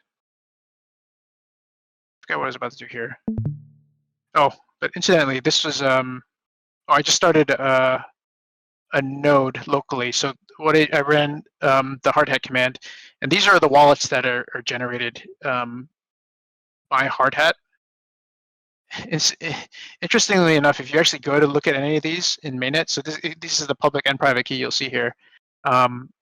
People use these wallets actively, and you'll find like random stuff in all of them. And like sometimes people like try to send money there to do something because they think it's a real wallet, and then but they're like bots that are constantly moving stuff in and out. But what was I going to do? I've forgotten. Okay, well, on mainnet, those addresses are. yeah, they're stuff in, like the first time I money to them. yeah, like people send NFTs to them. Like I don't know, like, and then like sometimes people send Ethan to them, but then there's like flashbots washing them that pull them out immediately. Oh man. Yeah. I mean, that's not funny, but it's funny. Yeah. So we're at an hour now. I can. Is there anything else that you guys want to talk about? Any topics or anything? Can you launch a shitty free project in the next 20 minutes by quickly creating a contract and pressing go? Okay. Let's see. No, you don't have to, but the fact that you said okay, everyone should be impressed. Well, I'll do it to testnet. I won't do it to mainnet because I don't think it's. Okay, so let's open a new window. Oh, I gotta change to this window. Wait, where's the change windows to my NFT? Okay. Now let's close SamuRise. So I'm gonna copy some stuff over to make it easier though. Let's see. What do I want?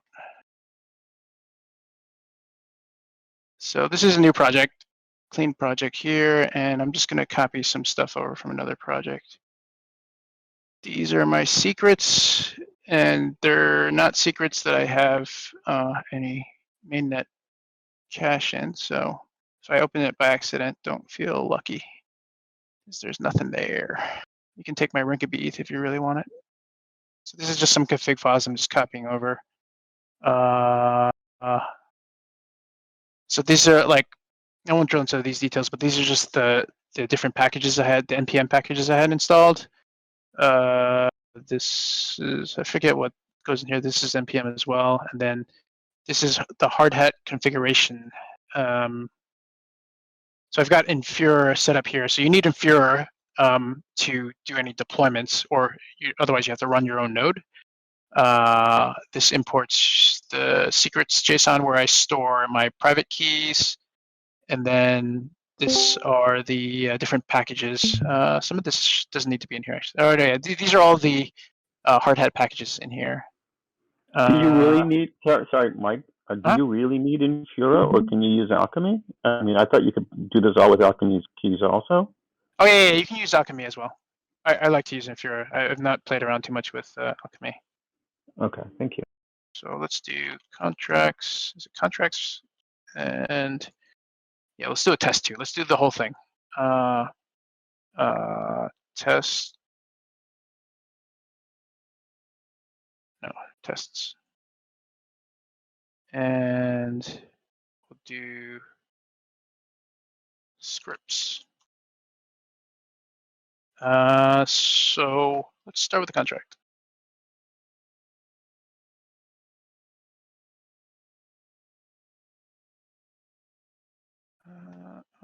hold on. Where's my mouse? Okay. So Pragma, Solidity. Let's do 0.8.13. Import. Here, I have this in another window already. What was it? It's open Zeppelin. Here it is. Zeppelin. Contracts.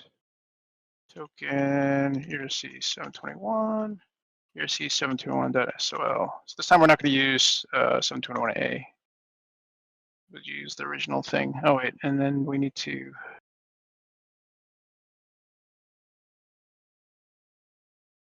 721A is the staking contract, right? The 721A is the Azuki one. 721 NES is the staking one. Okay. While that installs contract, let's call it my NFT, and is ERC 721.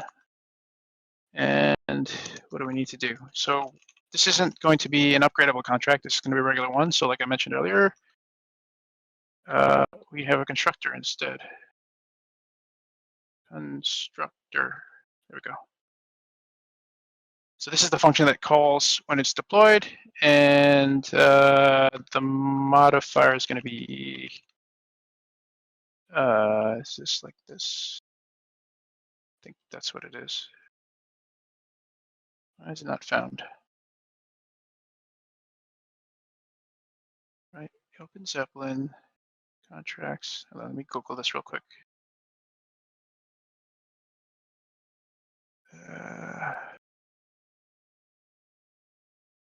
Yeah, I think that's right. Yeah, that's what I had. Okay, so the constructor, and then I think it's so this is description, and then the symbol. And what are we going to do? We're going to call mint. And what is it in 721? I think it's oh yeah, no, is it? I think ERC 721 is message.sender. And oh, this is the token. Oh, it's the token number, I think. So 0. So we'll do a counter. Unit 256. Oh, something I guess I didn't mention. So like you might have seen like in contracts you see unit 256, and sometimes you'll see unit 8. I write unit every time. Unit 8. These just represent the number of bits that are being used to store that number. So unit 8 uses less storage, you would think, but it's just using 8 bits, but actually it still uses a full 256. So generally, there's certain circumstances where you want to use something besides UINT 256, but generally you want to use UINT 256. So this is token count. It's going to start at 0, so we're going to do token count. And then we want to increase token count. Oh, why don't we just do this in a mint function? Yeah. So we're going to do anything. We're not going to do anything in our constructor. We'll do a mint function.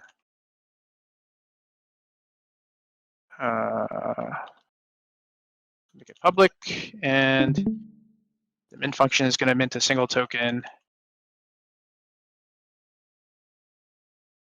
What am I missing here? I'm missing a semicolon here. Okay, so that's our contract, and we can compile that. npx hardhat compile. Close this here.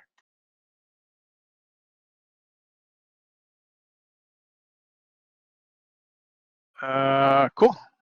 So it says 10 files of Solidity files compiled, and that's because even though we just have one file here, we're inheriting from ERC 721, which inherits from context, which inherits from ERC 165, which inherits from this interface, which inherits from whatever else we got here. So there's always more than just your own contract that's being deployed. It's your contract plus all the dependencies in your contract.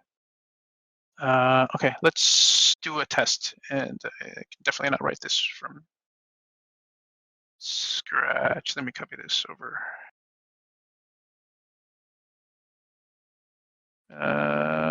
So new file.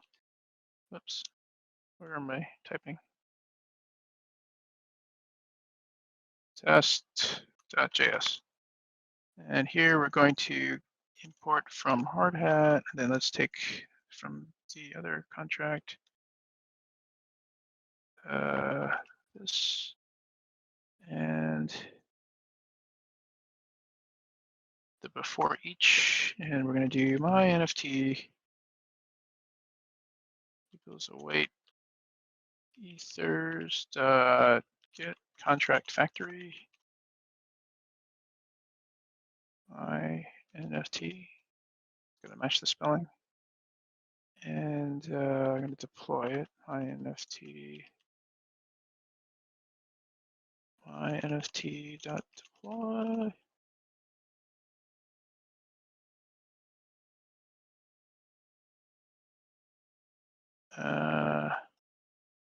And let's just close this first. And let's just do a test to see if that doesn't break.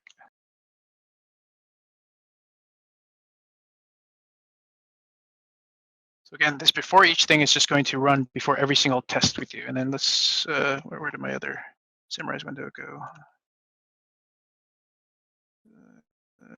Get it.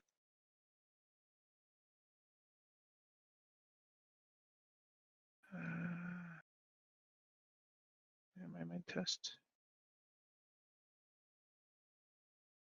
For each, before each we want here. So we're going to copy one over and then we'll fill in the blanks. Taking one from SamuRise.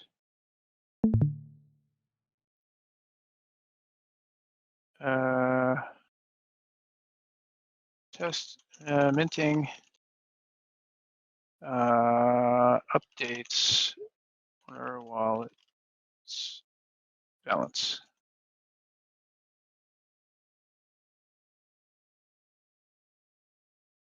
So we're going to do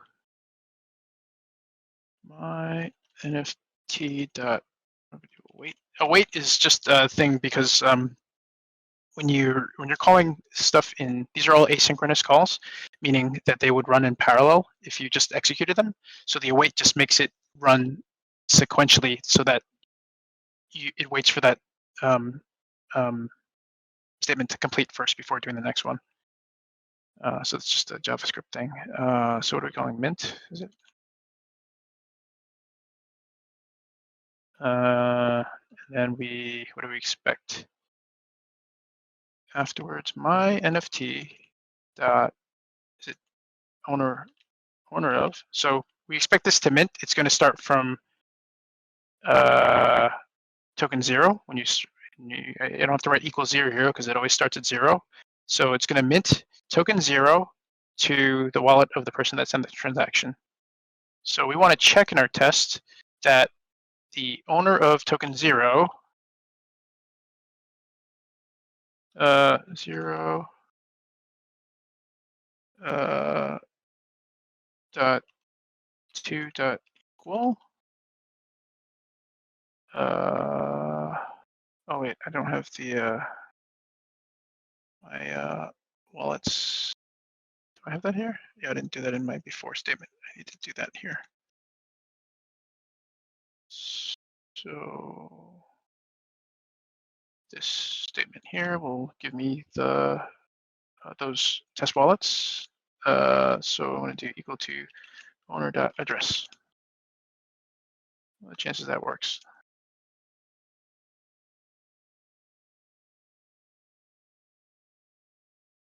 Zero passing. Oh, I think I'm missing something in the brackets. I always get this screwy.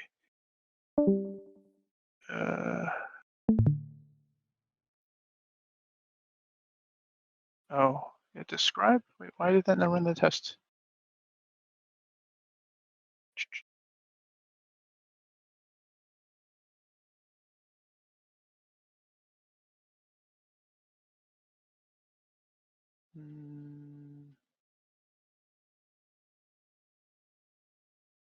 Describe is on the outside. Here, let me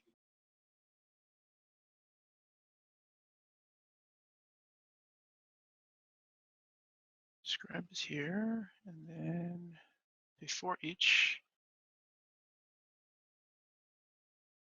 and then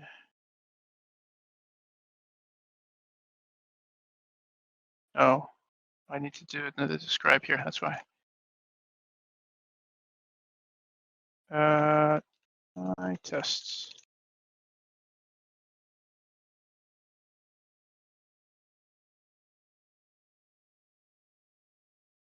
This is going to close like that, that. Is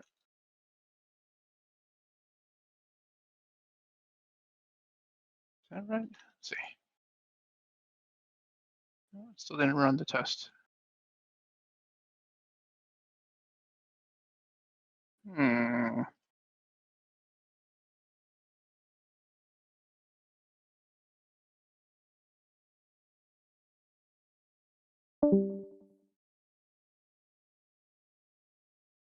What am I missing?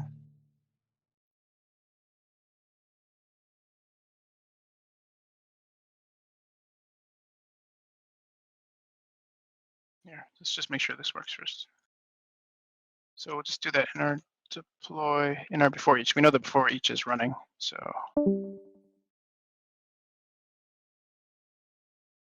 Yeah, that's actually working. So this expect statement is not failing.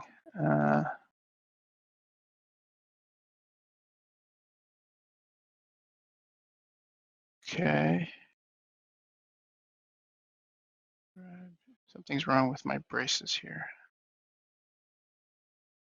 There's like certain things in development where it's like, they only work if you copy an existing previous one.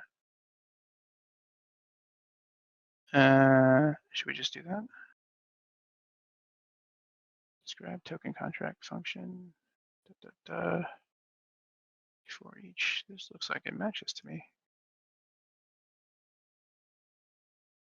Okay, well, let's do that then. Or let's do that. New. Here, start with an existing test, and we'll move our test in here. Test2.js. So we're going to change our before each to this logic.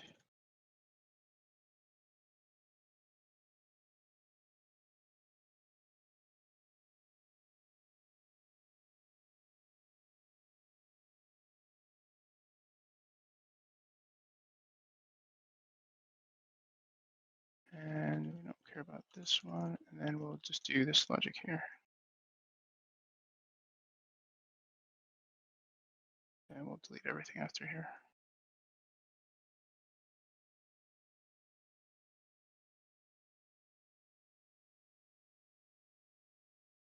And we, oh, that's why I didn't have this stuff. Silly me. That's it.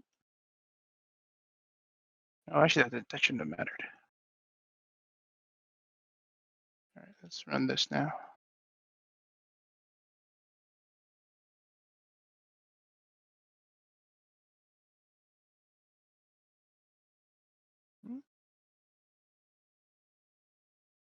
Oh, well, let me do that instead.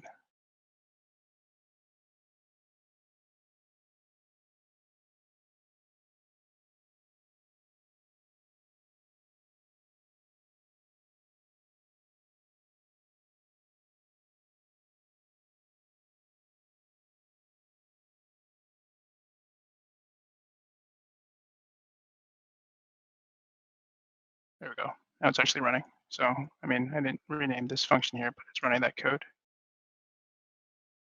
Oh, wait, no, I need to copy that in there.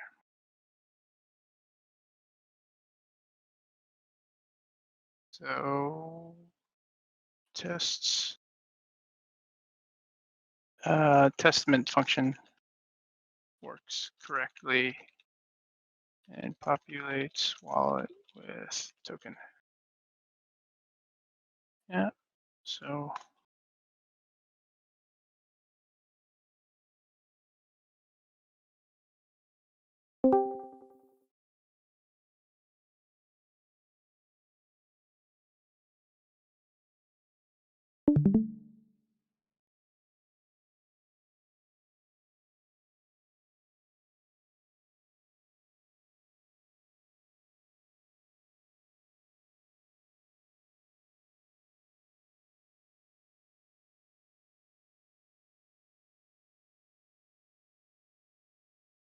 Okay, now it's actually passing.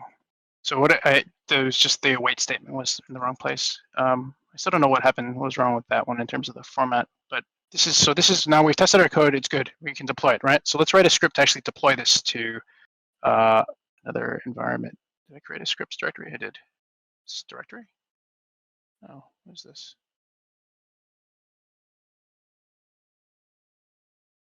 So let's create a folder for scripts.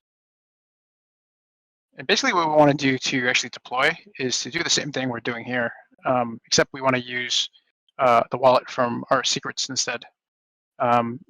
So let's do deploy.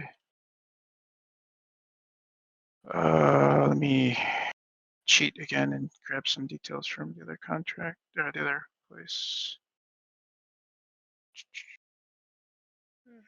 Do I even have one over there?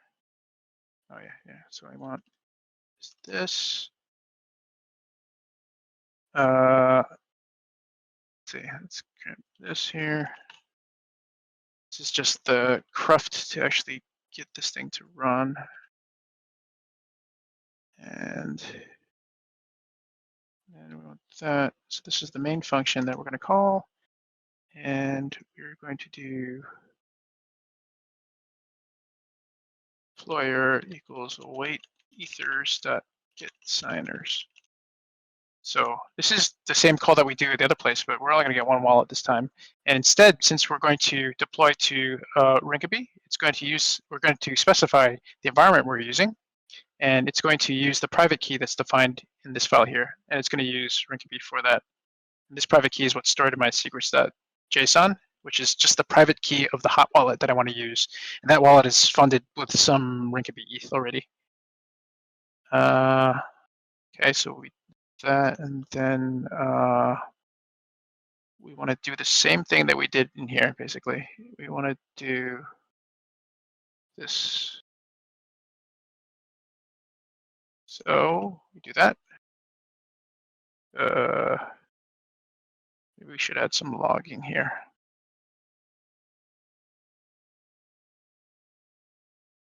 Deploying my NFT contract and using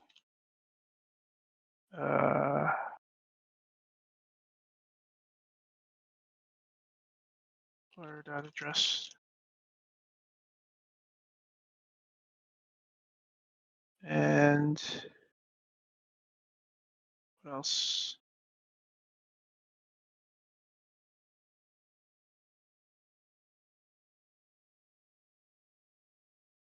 And then let's do the address of the NFT after we deployed it.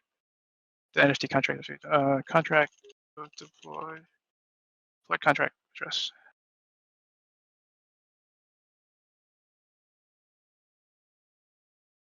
My NFT dot address.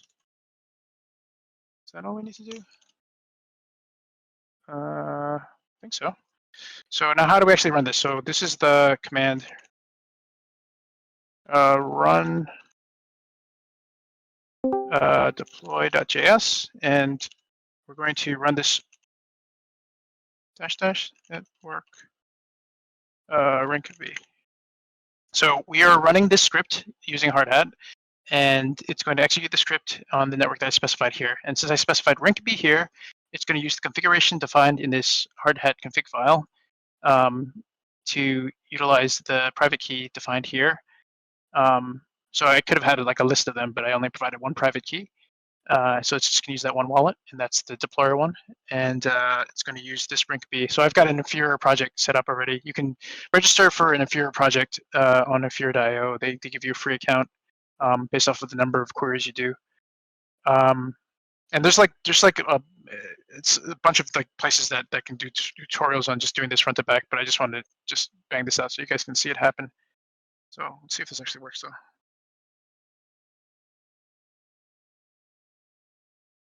When they're using deployer address.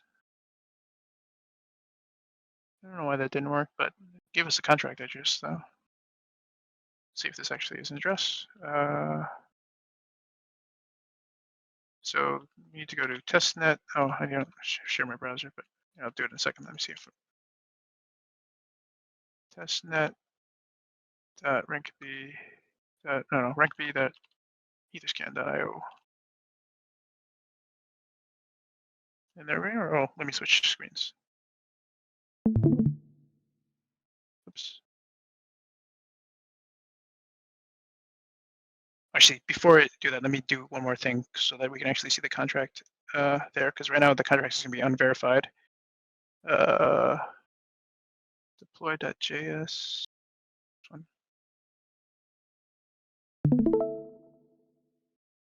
So we've deployed to this address, and it'll show up in Rinkeby in a second, but let me verify the contract. So by default, if you don't verify a contract, it'll just show up as unverified. Verify. With the verification process, can you interact with a contract since you wrote it and without actually having it verified? So you can, if you have the ABI for a contract, you can interact with it directly. Okay, So if a contract's deployed that you know is a 721, because you can see it on OpenSea and stuff like that, then you know it's a 721, and it should have the standard 721 function calls. So you can use the ABI of the 721 contract and just call like whatever standard functions there are there. You won't be able to call any functions that are on the actual contract itself, though. So like the like for instance like the mint function that I defined in the SamuRise contract, because you won't know that what those function parameters are. But like anything that's in like in the Hardhat contract, you'll be able to call. Okay, so for obfuscation, you would leave some parts of your contracts unverified, but out on the mainnet, correct? Or would that not work? Do you have to verify everything, or just can you leave parts verified for clearly for obfuscation? No, it's everything. Okay, it has thank to be you. everything. Oh, I gotta save my Etherscan key in there. Sorry, I'm gonna stop streaming. I'll switch to the browser and I'll do it on the other screen. So that verify command does the verification, but I gotta, in order to do it, so I'm gonna switch windows and do that on the back end. So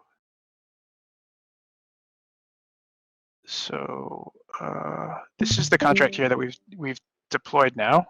You can't actually see the source because it's not verified. So I'm going to need to add my Etherscan key. Where do I have that? I got it here.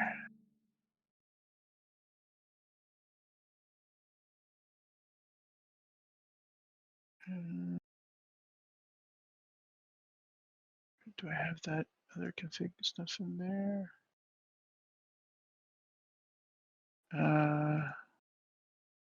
Hardhat.config.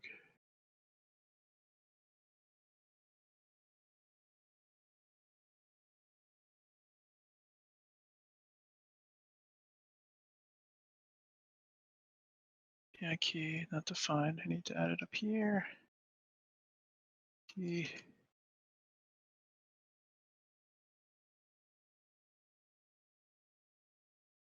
Okay, so it's submitted it for verification now, and it's just waiting. And then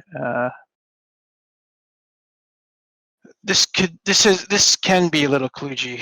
The verification process is actually, it's kind of scary, right? Like you deploy this contract, you spend all this gas to deploy it, but the verification sometimes does not work, or it's like sometimes it hangs like it is right now. Okay, no, it went through successfully. So let's refresh this page. There's our contract. And there's our mint function there. And these are all the other, was it 21 files that are part of that? And yeah, there's our ABI. I see the video. What's that? We can't see the screen. Oh, you can't see the screen? I can see it.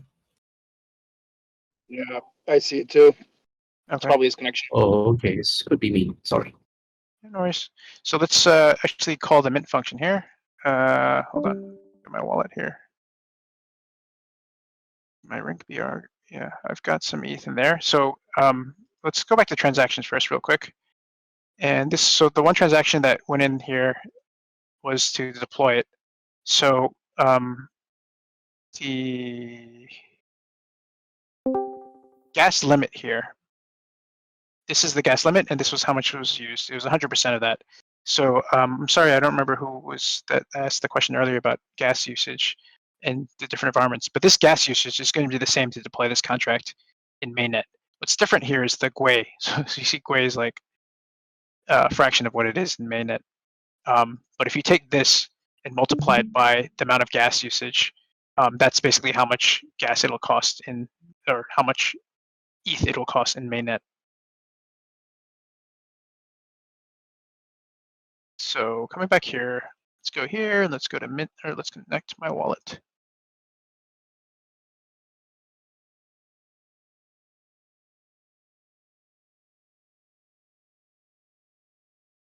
And why is that connected? Okay, now it's connected. And let's call mint. So this is pretty cheap since it's in rank B. You need to confirm the MetaMask. It's on a blue, got a little blue spot on there. Oh, actually, it's not sharing my MetaMask, I think. No, but you can see from the browser that you've got a number 1 on the MetaMask. Yeah, there's a pop-up that I see that you guys don't see. Like there's the MetaMask is a different screen.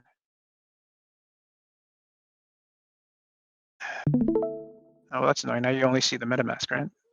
Right. Oops. It doesn't let me choose to. Anyway, I'll just approve that, but it's just the transaction. Right, that's what you need to do first before you can mint. Yeah. So I just approved, I just sent the transaction. And it's pending. Should I speed it up? Yeah. All right, and it's went through. So we don't have a, oops. Testnet.OpenSea.io. What is it? See, testnet. Testnets.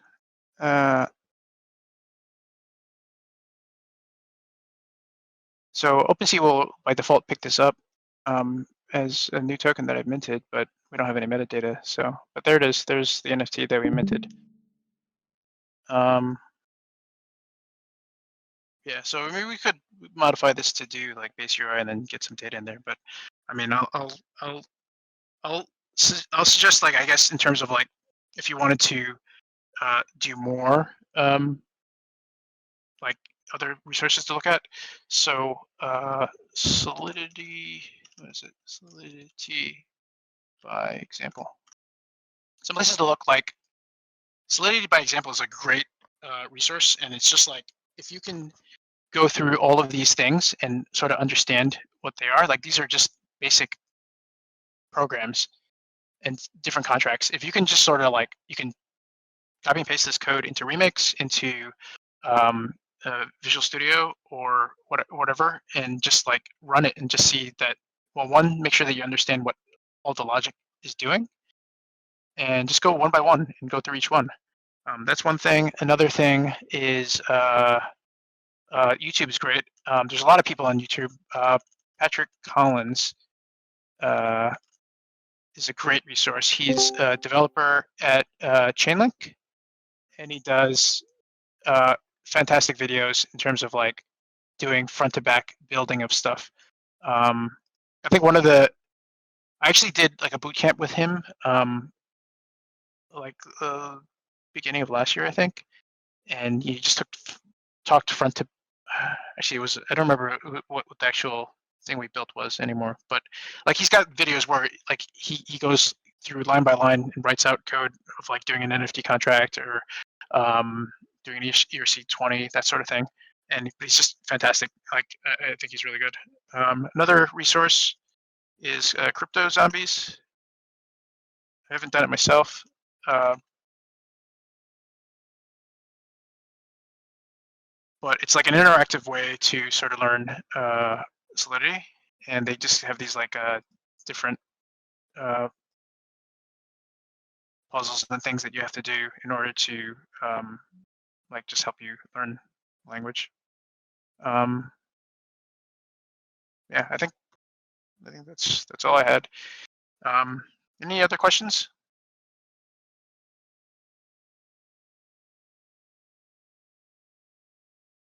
Okay, cool. I mean, I really hope this was helpful. I think there's something very rewarding about building in the space instead of just being a participant from my side. And I really encourage anybody that's got even an inkling of desire to do it to try to pursue it. Like it takes some time to learn, but if nothing else, it'll make you a better NFT buyer. It'll just make you more aware of how things work, and all that's beneficial, even if you don't actually want to build stuff. So yeah, I mean, I really encourage you guys to explore and dig into it.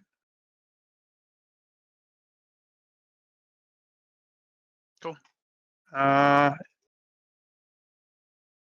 Anything else? Thank you. Yeah. Thank you so much. Thanks everybody for joining. Really appreciate you guys taking out the time. Yeah. All right. Yeah, thanks, Bye, guys. everyone. That was very nice. Yep. Take care, everybody. Have a good night. Thank you. Thank you. Bye.